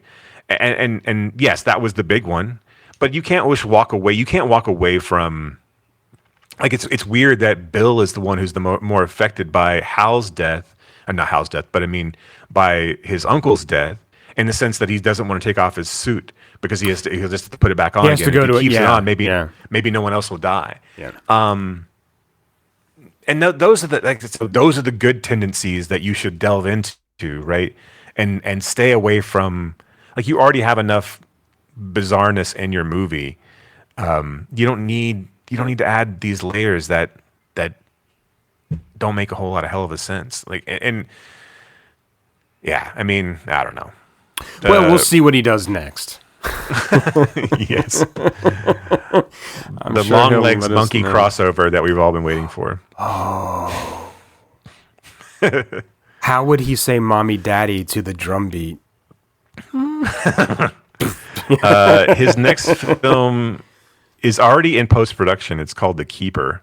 Or just called Keeper. It is the title is A Dark Trip from Austin Perkins. That's it. It's got Tatiana in it again, and then a bunch of people I don't know. Rossif Sutherland. Are you a fan of Rossif Sutherland's work? Absolutely. I am a season ticket holder for Rossif. Written by Nick Leopard, who wrote Dangerous Animals, which is the movie that's also so he's a new guy. So no, I don't know. Okay. But he's got one coming out later this year. So the guy is, if not prolific. Yeah, I mean, well, so how many films has he done? Like all told? Let's see. As my back he works. Let's see how many films he's done. He's acted, obviously. He's done 6. The Black Coat's Daughter, I'm the Pretty Thing That Lives in the House. Gretel and Hansel. He did a Twilight Zone episode. Yeah. And then basically 5. These 2, okay. Long Legs and the Monkey. So, but since 2015, he's popped him out. I mean, like, he had 4 years between Gretel and Hansel. Did you see that? 4 years between that and... Did I see that? I think I did. Sophia Lillis? Yes, yeah. As Greta. No. But I mean, I think kind of a maybe a trying attempt at like a feminist approach to this story, but I mean, it didn't work for me. But again, it's another one of those films that has that atmosphere and has that kind of like visual effect, but just doesn't really do anything else with it. So right. Okay. Well, I'm sure he'll direct Scream 8 or whatever else is, So yeah, that'll be great. We'll see how Kevin does going back to the well with Scream 7 before we sign him off for Scream 8. Yeah, that'll be interesting. Okay. Well, let's get into Paris Window. Let's get into our first Amanda Kramer film. I'm excited to talk about her entire filmography. I think the more I have watched, I mean, so we just had a screening of Please Baby Please, her most recent. And the more times I watch that film, the more I like it, and the more I take away from it. So yeah, I'm looking forward to digging into these films, which I find so far to be more difficult than that film. To be more difficult than which film? Please Baby Please. Oh yes, yeah. Please Baby Please being the most accessible. The most accessible one for sure. But I'm excited to dig into a filmmaker who is a legit like straight up 5s and 6s across the board in IMDb, which basically to me means that you're doing something right. Yeah. If you're bouncing all over the place, like that's fine. You'll have a hit here, and you'll have you'll have a downturn here. If you're consistently 5.5, you're confounding audiences. Exactly, because you're still getting films made, but no one really. So there's huge fans, and then there's people who have no idea what to do with you whatsoever. Yeah. Okay, I have a question for you about her, but let's get to the description of this film first. Yeah. So Paris Window. You notice that you can't open your eyes. Have you noticed that you can't open your eyes?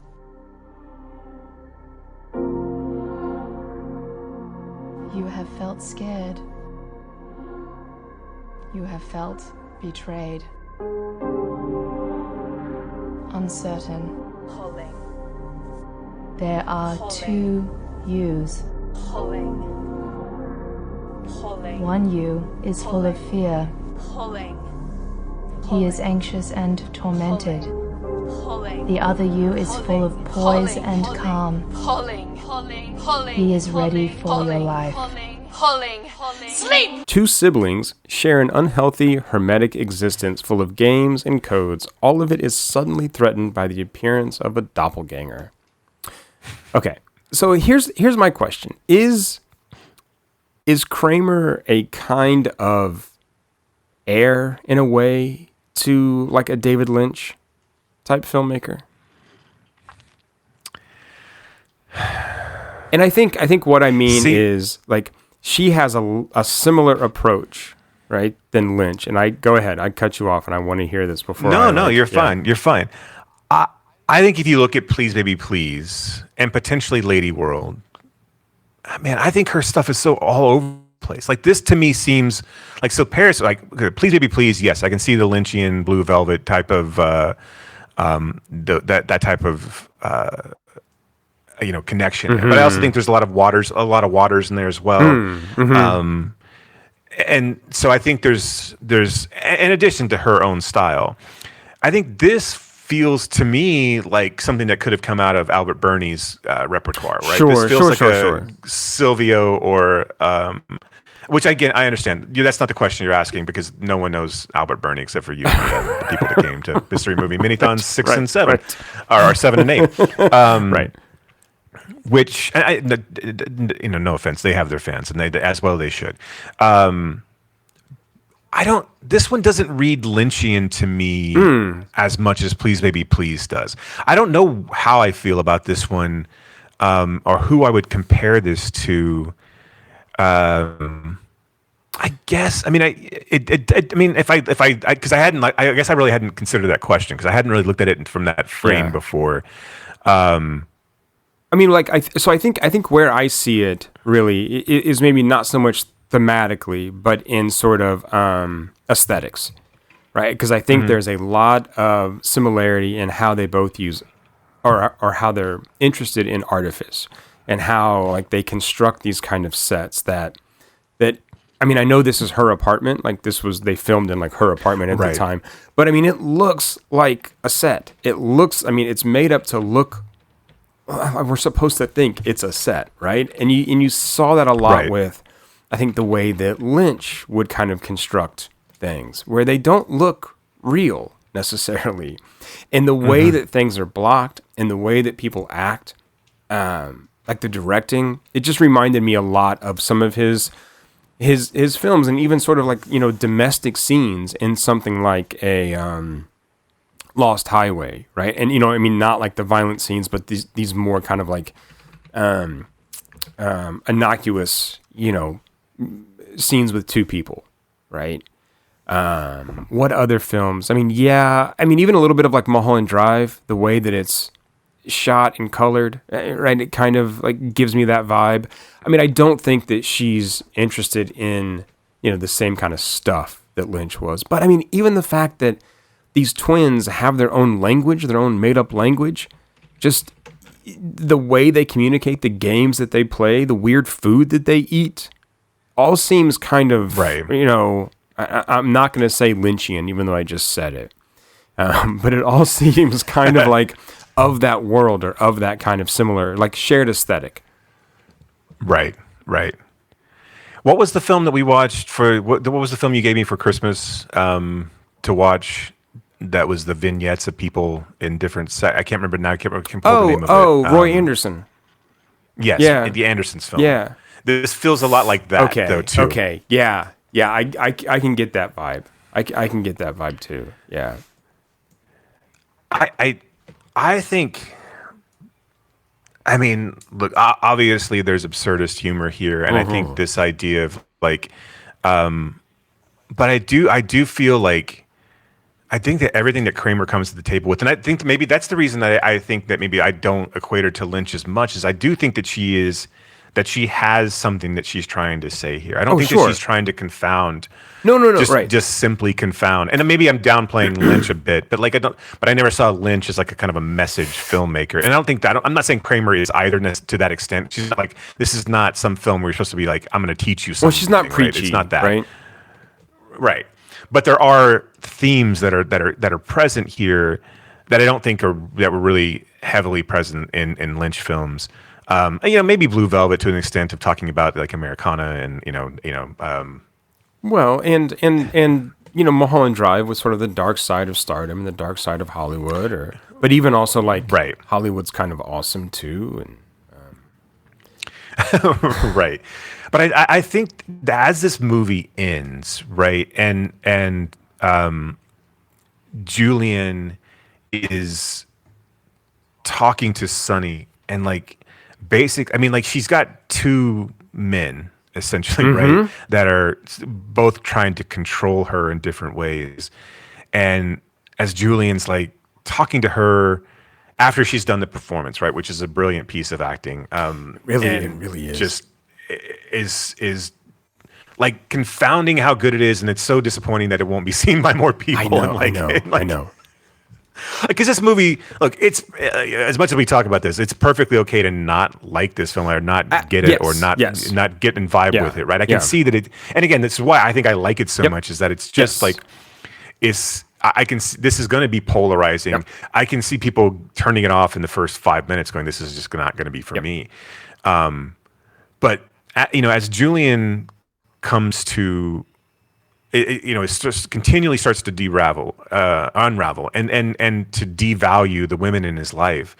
And he's talking to Sonny, and he's like, he has my face. Yeah, it's the exact face. Yeah. Like, and it's the same actor playing it, which I think is brilliant because they don't look. I mean, like the way that they've made each other up, but they don't look alike at all. Like Noel David Taylor is great in this. Yeah, that mustache is amazing. Yeah, it really is. But he's just like, you don't need this person. I'm already here. We're the same person.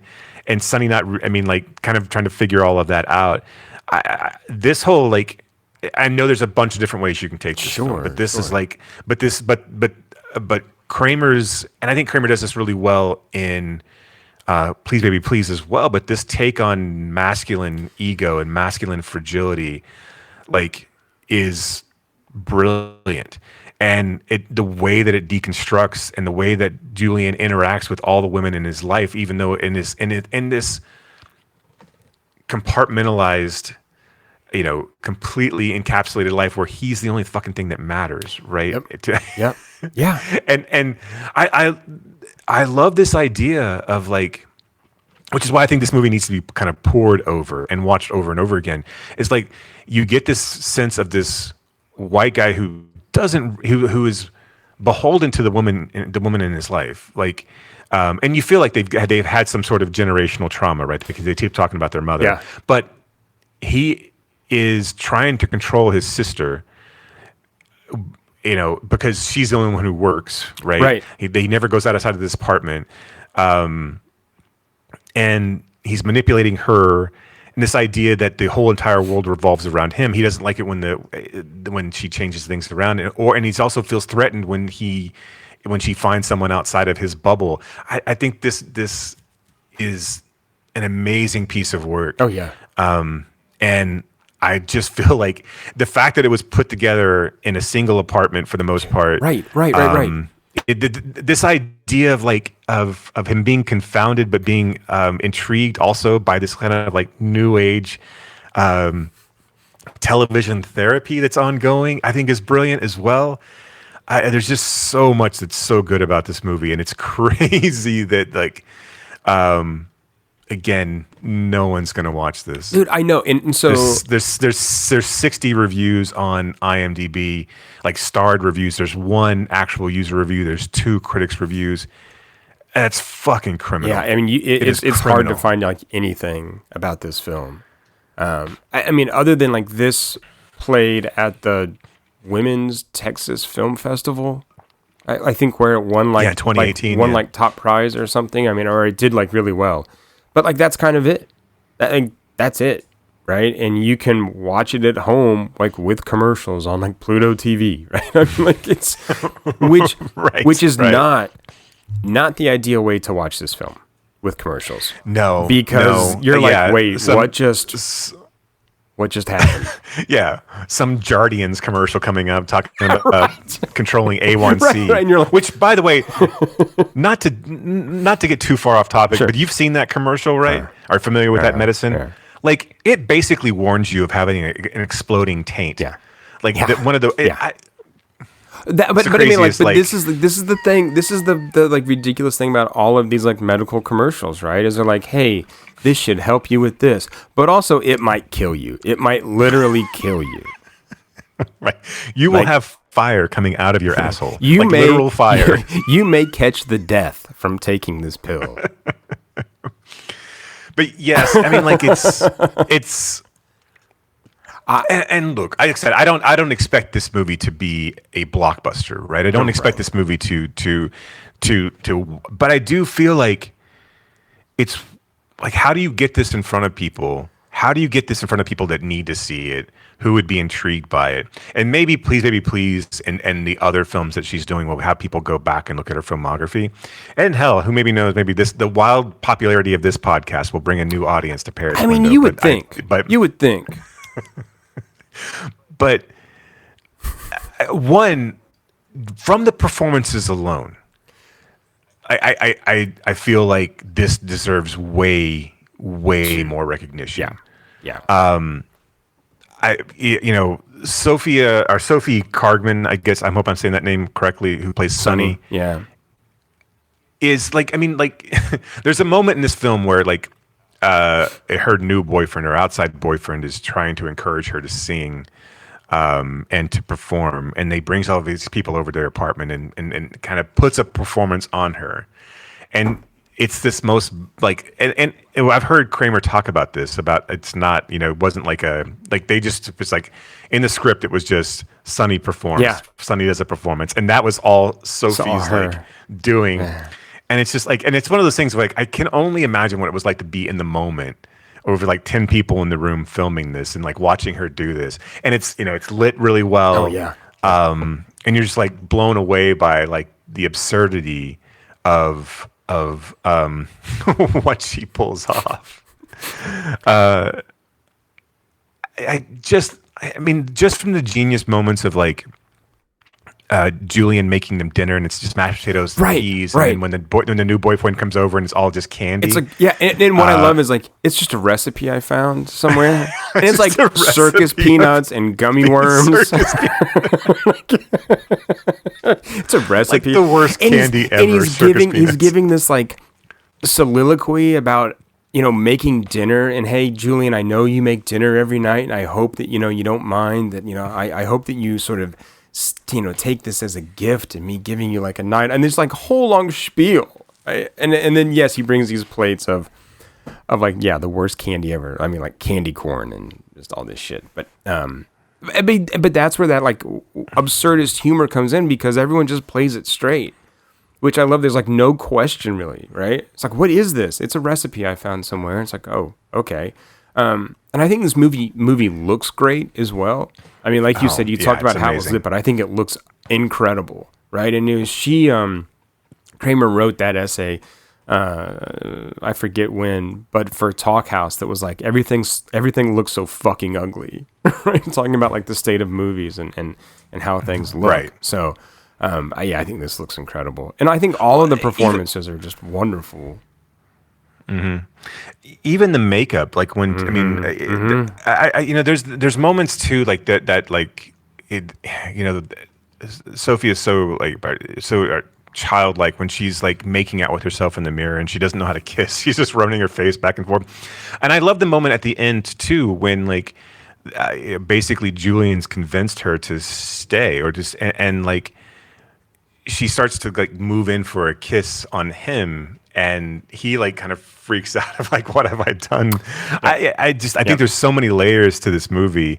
And like, I think if you can get over the weird aesthetic of it all, I think it's really, really rewarding. Yeah. I like the weird aesthetic. I mean, so like, and I'm not saying you don't, but it's like if you can embrace the weird aesthetic, right? Which I hope you can, because that's a better way to phrase it. Not to get over it, but to embrace it, because you're right. It absolutely is. It's necessary. Yeah. And if you can basically kind of let yourself go with it, I think it's. But I feel the same way of something like Silvio as well. It's like it requires something of you, and those are the types of movies that I like the most anyway. Is that you have to kind of have to dig in and find yourself in this film, and I think if you do, there's something really wonderful here. It's just, again, one of those things. You know, how do you get people to actually? Yeah, to see I don't know. I watched it twice, and on the second viewing, realized how much I missed the first time.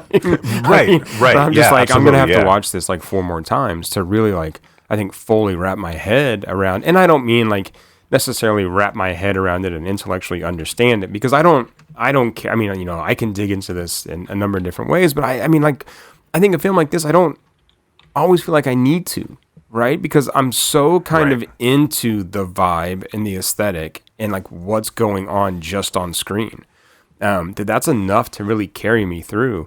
And I mean, I do think, and I think this film is saying like quite a bit about different kinds of relationships, right? I mean, the fact that we have one woman being controlled in different ways by 2 men who are the same person, you know, I think there's probably a lot there, right? The way Julian talks to other women, right? Those bags look heavy. You should take the help. your back's going to feel like shit later, right? I mean, but I think that is a fucking brilliant, like, I think it's a brilliant commentary on men like that, right? Like, why don't you smile more? I'm just trying to help you, right? I just want to carry your groceries. Look at me, and I'm being a good guy. And she's just like, get away from me, right? But I think that scene alone, right? I mean, tells us a lot about maybe what Kramer's thinking about patriarchy and sort of like these types of men, and maybe Julian's an incel. I don't know, but like that kind of.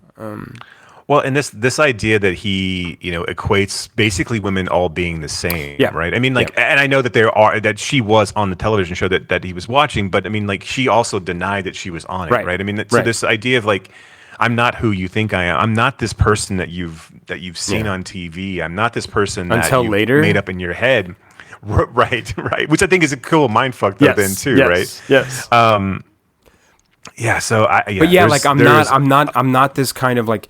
You're making me out to be this kind of woman, and I'm not that, right? Which again, I think is a very telling thing from Kramer about how men see women, right? Yeah, well, I've built you up at this vision, so you must be this kind of thing. Like, why aren't you like that? I love the line. I don't make enough decisions to have any regrets. Dude, it's so fucking good. I had that written down. It's so fucking good. It's so good. I don't make enough decisions to have regrets. It's one of the best lines I think I've ever heard. You're just like, holy shit, yeah, okay. So good. Yeah, if you are interested in seeing this, it's only included. Like, if you obviously it's on Plex TV. I think. Oh, where Plex. You can watch I'm it for sorry. free. Yeah, I said Pluto. No, it's fine. I mean, it's Pluto Plex. I mean, like, but it's also included on the Lady World. World Blu-ray, which is available via Vinegar Syndrome or Yellow Veil Pictures. It's an additional feature on Lady World, which we'll talk about next week, but or next time. I do wish there was more about this. I'd love to sit down and to talk to her about this one movie, because I think it is like, it's such a assured debut film, right? It is such a like, it doesn't feel like a first time film. I mean, I know that she's an artist, right? She's done other things. This is not her only avenue to express herself. But I'm like, it's to be able to put this together, to be able to have that type of vision, to direct this group of people like this, I think is really outstanding. Yeah. And like they said, to have to cultivate a look like this. And, when we get to Lady World and even Please Baby Please, they're all distinctive, right? Yep. I mean, there's not this is not a Wes Anderson type of, or even a Bernie type of thing where you can, this is this director's calling card. Just the minimalist aesthetic of the apartment, utilizing the TV on cinder blocks and like the look and feel of the kind of, the late night television self-help, something that really made me laugh, and I don't know why, it just struck me, but her ponytail being, the ladies, the therapist online, her therapist, her ponytail being stuck in her collar or whatever, like I don't forget we call it, just, it's almost like a little scarf, like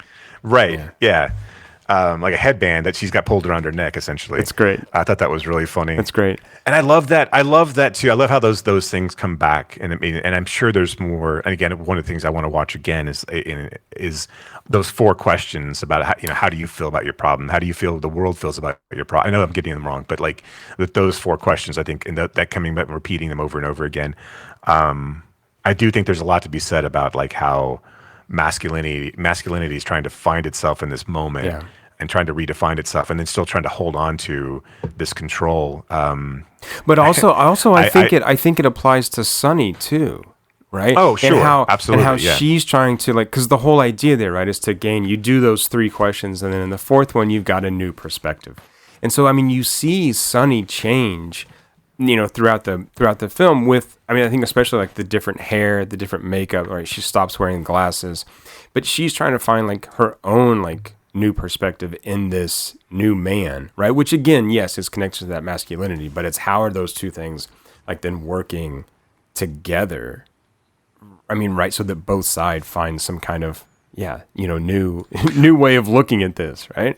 One is just more nefarious than the other. Right. And she starts to needle Julian as well as she starts to learn more and more about come into her own agency about how he doesn't realize how good looking he is, and all of those moments to kind of like make Julian jealous essentially, or just to put him in his place and let him know that he's not the center of the universe, right? And that it's only really when she threatens to like quit her job, right? Is that when he starts to like to really start to worry and start to like kind of try to deconstruct this new world that she's put together. Right. That's not the rules. That's not the rules. So one of the things that I think is really impressive from this first time, or this being her first film, is the voice that she establishes. Right, the voice she establishes in this kind of like the cinematic grammar and language that she develops in this film, and again, I think a baseline aesthetics, because I do think that in her other films they don't all look the same, but it's kind of like if you've seen enough of her films, you're like, okay, I see like how like this approach fits here, right? Or how that kind of baseline aesthetics I think rolls across all of her stuff. So I mean that's what not to say like, oh, this doesn't feel like her first time filmmaker. I think for me, it's that, right? It's that why it doesn't. Right. Yeah. I don't know. So that the Paris window's an actual therapy, right? Yes. Okay. Yeah. And then often paired with like hypnodrama or hypnotism, which at the end, right, put me to sleep. That it doesn't work, right, on the TV, which I thought was, kind of a nice way to lead us toward the ending too. Yeah, like I said, I think you could watch this 100 different times. Oh my God. In 100 different ways. Because again, once you get to the end too, like part of the therapy, there's another white man on the screen that says, that if this has feelings, then a book has feelings, or a table has. Like, it's this whataboutism that is also present. Yeah. God damn. I mean, like, it's to put it all together and to successfully pull it off, I think is without coming across as direct as one would normally come across, like in these types of films, right, where you just you hammer this shit home. Oh, right. I think there's I think like this is a film, like if you just sat with it, I think the absurdity of it all like really starts to make itself apparent in how it translates, right? I mean, how it translates to the absurdity of where we are. Right. Yeah. Oh no, I really like it. I like her. I think she's amazing. And I'm excited to get into the rest of these films. So that's what you all have to look forward to. Lucky you. I know. And lucky us. Well, right. I mean, like, yeah, good for you, but actually just good for us, right? Guess what we get to do. We've got a busy month coming up. Fucking shit, man. I know. We've got Diff at the end of April. We've got a couple more screenings. Well, no, 3 more screenings in April, right? Yeah. And then May is jam-packed. Once we hit July, we're going to be exhausted by the time July and August. I'm already exhausted. I just like my baseline is exhausted. Right. I wake up and I need a nap. So no, but it'll be good. It'll be good. So, and again, like this is all for the benefit of you, listener. We're bringing movies to the people. That's because that's where we're bringing peoples together. That's where they belong. Did you see that 3 of the 6 major motion picture studios are in favor of a 45-day theatrical window? No, I didn't see that. Well, no, I'm telling you. So no. There was, and I think a lot of this conversation happened at CinemaCon that's going on. Yeah.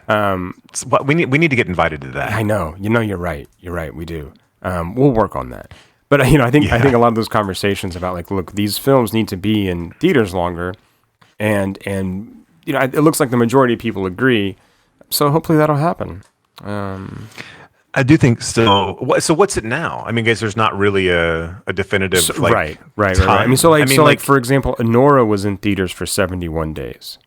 Sure. But okay. like you have, Black Bag just hit streaming, right? So there was like 3 weeks. So probably 21 days. Yeah. So you've got, what theaters are saying is like we really want that 45 days, right? We really want. That's why I went and. That's why I went and tried to. I tried to catch Novocaine last night because I was like, I want to see it on the big screen, and I was like, and I was afraid it was going to disappear, and it was already disappearing. I mean, it was hard to find a timing for it. I think honestly, I think 45. I would have bargained for 60. I think 60 is the right move to get people to go back to the theater if they really want to see something. But yeah, so good. I guess it's better than. But I don't know what the rule is actually going to be, right? I mean, like, is our theaters going to not show Black Bag if it hits streaming 3 weeks later? So because I think a lot of that's going to be on the theaters of pulling this stuff out, right? Yes. I mean, theaters are understaffing their locations, right? I mean, they're especially like things like Alamo Drafthouse. I mean, like you see films that are sold out when it's really just they don't have the capacity to manage. Now, granted, that doesn't hold for AMC per se because like especially if they're not like the dine-in theaters in AMC. But I don't really know. Like, I've not ever done a dig on AMC's like numbers in regards to is that bringing them. I mean, they're not. Are they being treated like restaurants? Are they? I mean, like, is that just all prepackaged crap, right? Yes. I mean, I've never eaten it at AMC. Yeah, no, I don't. Well, I don't like to really eat at the theaters anyway. I want popcorn and candy. I don't need to sit there and eat like a double cheeseburger. I mean. I think when the Alamo first got to DFW, I did it a few times just because it was the novelty of it all. Sure, and like if I'm going, especially if I'm going for like a multiple feature. Well, sometimes, sure. Right, Yeah, that's a different story.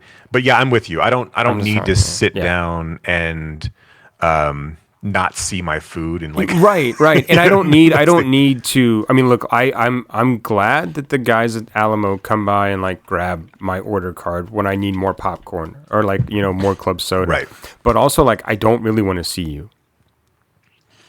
Right. And like nothing against them. That's not about them, right? But so like I'm not going to order food as well. I'm not going to have someone come up and go, "Here's your double cheeseburger, sir. I got you, and these are the loaded fries." I'm like, just like move, buddy. Like like. I want to be like Rodney Dangerfield in Back to School. It's like bring me a Diet Dr. Pepper or a Coke Zero every 15 minutes until I get to pee. Yeah. And then bring one every 20 minutes. Like that's. And then bring me a popcorn. Like yeah. It's. But I do know that. I mean, obviously there are people that enjoy it, and if that brings in different people and it brings in more money, that's fine. Yeah. I think I kind of forget where I was going with all of that, except that like, I guess the whole point of not being able to sell out theaters because you can't get more butts in the seats because you don't have enough people to deliver food if they were to deliver food. Right. But for AMC, like, I just wonder. I guess my point is that you couldn't find Black Bag if you wanted to see it in the theater right now, right? And Novocaine, which has been out I think for 3 weeks or 4 weeks, which I'm assuming will hit streaming sooner rather than later. It just seems like you can't find movies after a certain period of time either, and I'm not sure exactly why that is, especially because it seems like a sunk cost for a lot of these theaters. Like it doesn't matter if you run it or not, right? I mean, right. And so I don't know. Like I mean, I'm sure there's somebody smarter than me who's done the puzzle pieces moving around to say you got to have this here. But like, if it's just going to be a thing where Novocaine plays at one theater 40 miles away from me for another 30 days before it hits streaming. Right. What's the benefit point? Is that? Yeah. Right. Yeah. Because that's not getting people to see Novocaine. That's not. You're not giving anybody. I really wanted to see Novocaine. I want to get out to a theater to see it, but I can't because it's not showing anywhere 2 weeks after it's out already. Right. Like so, if you're just delaying the release between streaming and yeah, then you're just keeping people from seeing movies, which I think is the actual, the opposite of the point, right? Yeah. One of the interesting things around this conversation that I did here was just, really, taking into consideration that what we're doing is training people not to go to the theater. Like at this point, right? We're saying, hey, it's okay. In a couple weeks, you'll be able to watch it at home, right? And so I think anything we can do to get away from that is probably beneficial, right? Because, but I think you and I've said this before. Is that, I know. what we really need. But the thing is, what really will get people into the theaters is not going to be to have them spend more money while they're there. Is to make their is to get them this experience to be cheaper. Right. I mean, like what you've done, and the reason people wait to see it at home is not because kids talk or the theater has shitty projection or people. It's because expensive. That's been the case. That's been the case forever. People have sucked forever, right? Right. I mean, like, yes, it becomes easier to be an asshole if you got a cell phone. But I can tell you, I have not been in a theater where the experience has been bad in a really like a long time. Yeah. Right. I mean, like, and I think the way that the theaters are situated nowadays, like you're separated so far away from people. Like I find it pretty rare, to be honest, to be bothered. To be bothered, yeah. Now, granted, that's the theaters that I'm going to. I get that as well, and the times that I'm going. But I mean, people aren't going because it's $100 for a family to go. Yeah, it's as simple as that. Right. And that's got to be like, and it's inexplicable, right? Because if you go to someplace like AMC Clear Fork, like. If the only time that I can see something is I don't necessarily give a shit about seeing things always in Dolby, but I also don't want to spend $17 to spend on tickets to see something in Dolby that I don't give a shit if it's in Dolby or not. Right. And like it's the same scam that they've been trying to pull since they did the 3D and the faux IMAX shit, right? Mm-hmm. Which these not really IMAX screens. We're going to charge IMAX prices. Yep. These poorly rendered 3D, retrofits of films. We're going to charge you more for these, and they were all lackluster experiences. Like, why does a Dolby? I mean, is it? I'm not paying for your fucking equipment, right? Like, right. I don't need this. Am I paying for? Look, it's not D-Box, right? It's not 4D theaters, right. It's not that significantly better. Go fuck yourself. I don't care about any of that. I mean, to be honest, right? Like I don't. It's not significantly different, right. I have never, and I've seen enough films in the Dolby theater, right, where I have not been significantly blown away by anything. Yeah, my seat it may be louder, but hell, you can turn the movie up in another one as well. Like, I mean, it doesn't like, and a lot of times there's nothing out that deserves that type of treatment. That's the other thing, right? I mean, right. Does Snow White really deserve the Dolby treatment? I mean, what I want to see things on fucking film, right? I want to see Oppenheimer on 70 millimeter. I mean, I want to see whatever. Those are the things that I would pay premium for, right? Right. Yeah. That's what I want, right? Give me that, and I'll give you $17. But I just don't care. I'm like, yes, that black looks blacker, but you're going to turn off the lights, and I'm going to be fine, right? I mean, like, right. So, but yeah. So I mean, they have to do something to make this cheaper. And or they're just gonna go away. Yeah, I mean,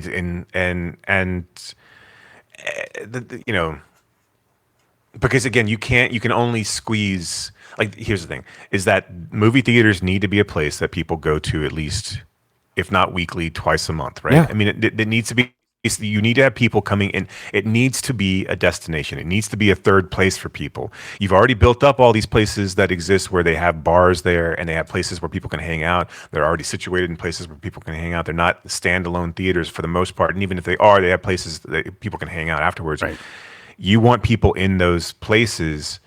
You can't just continually squeeze more money out of them if you want them to come over and over again. And yes, the passes are fine, but if you can do the AMC pass where people can spend $20 a month to see 4 movies, and I know I'm just generalizing there, then you can make the movies cost $5 for everybody, right? And that's the thing, is that, like, you know, the AMC pass is fine for individual moviegoers, but it sucks if you're a family. Like, I mean, you have to have the AMC pass for everybody, for every fucking kid you've got.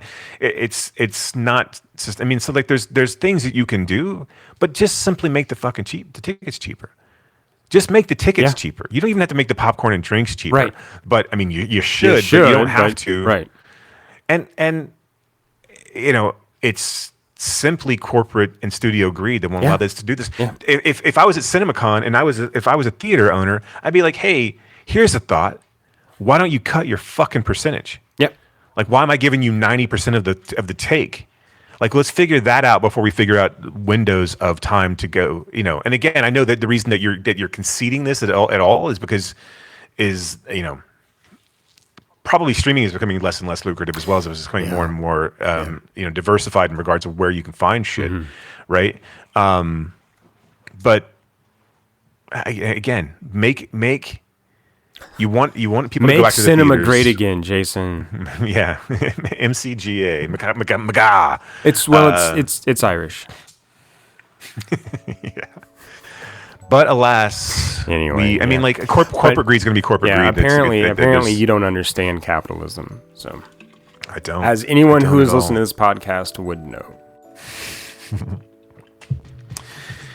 And with that, I'll just keep screaming internally. Yeah. Well, right. And shouting at the clouds. Okay. Well, you know, next time we're going to get into more Amanda Kramer and probably more rants about similar things, if not. The same thing about theaters again. So you have that to look forward to. And Jason, is there anything else we need to get to? Nah, I think we've talked about it all. I'm sure someone will die between now and next week, and then we can talk about their filmography. Right. I mean, we are in that season. We are in dying season.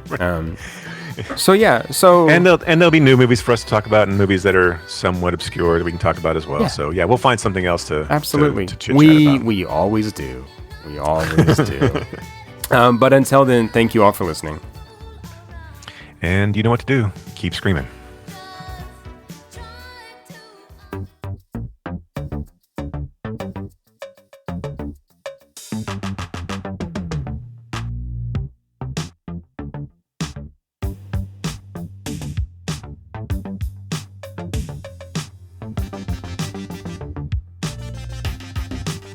You have been listening to Why Does the Wilhelm Scream with your hosts, Brock and Jason.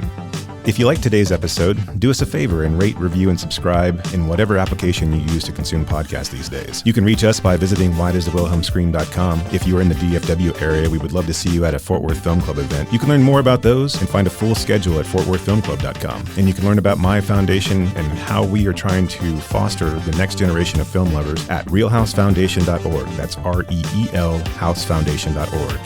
Till next time,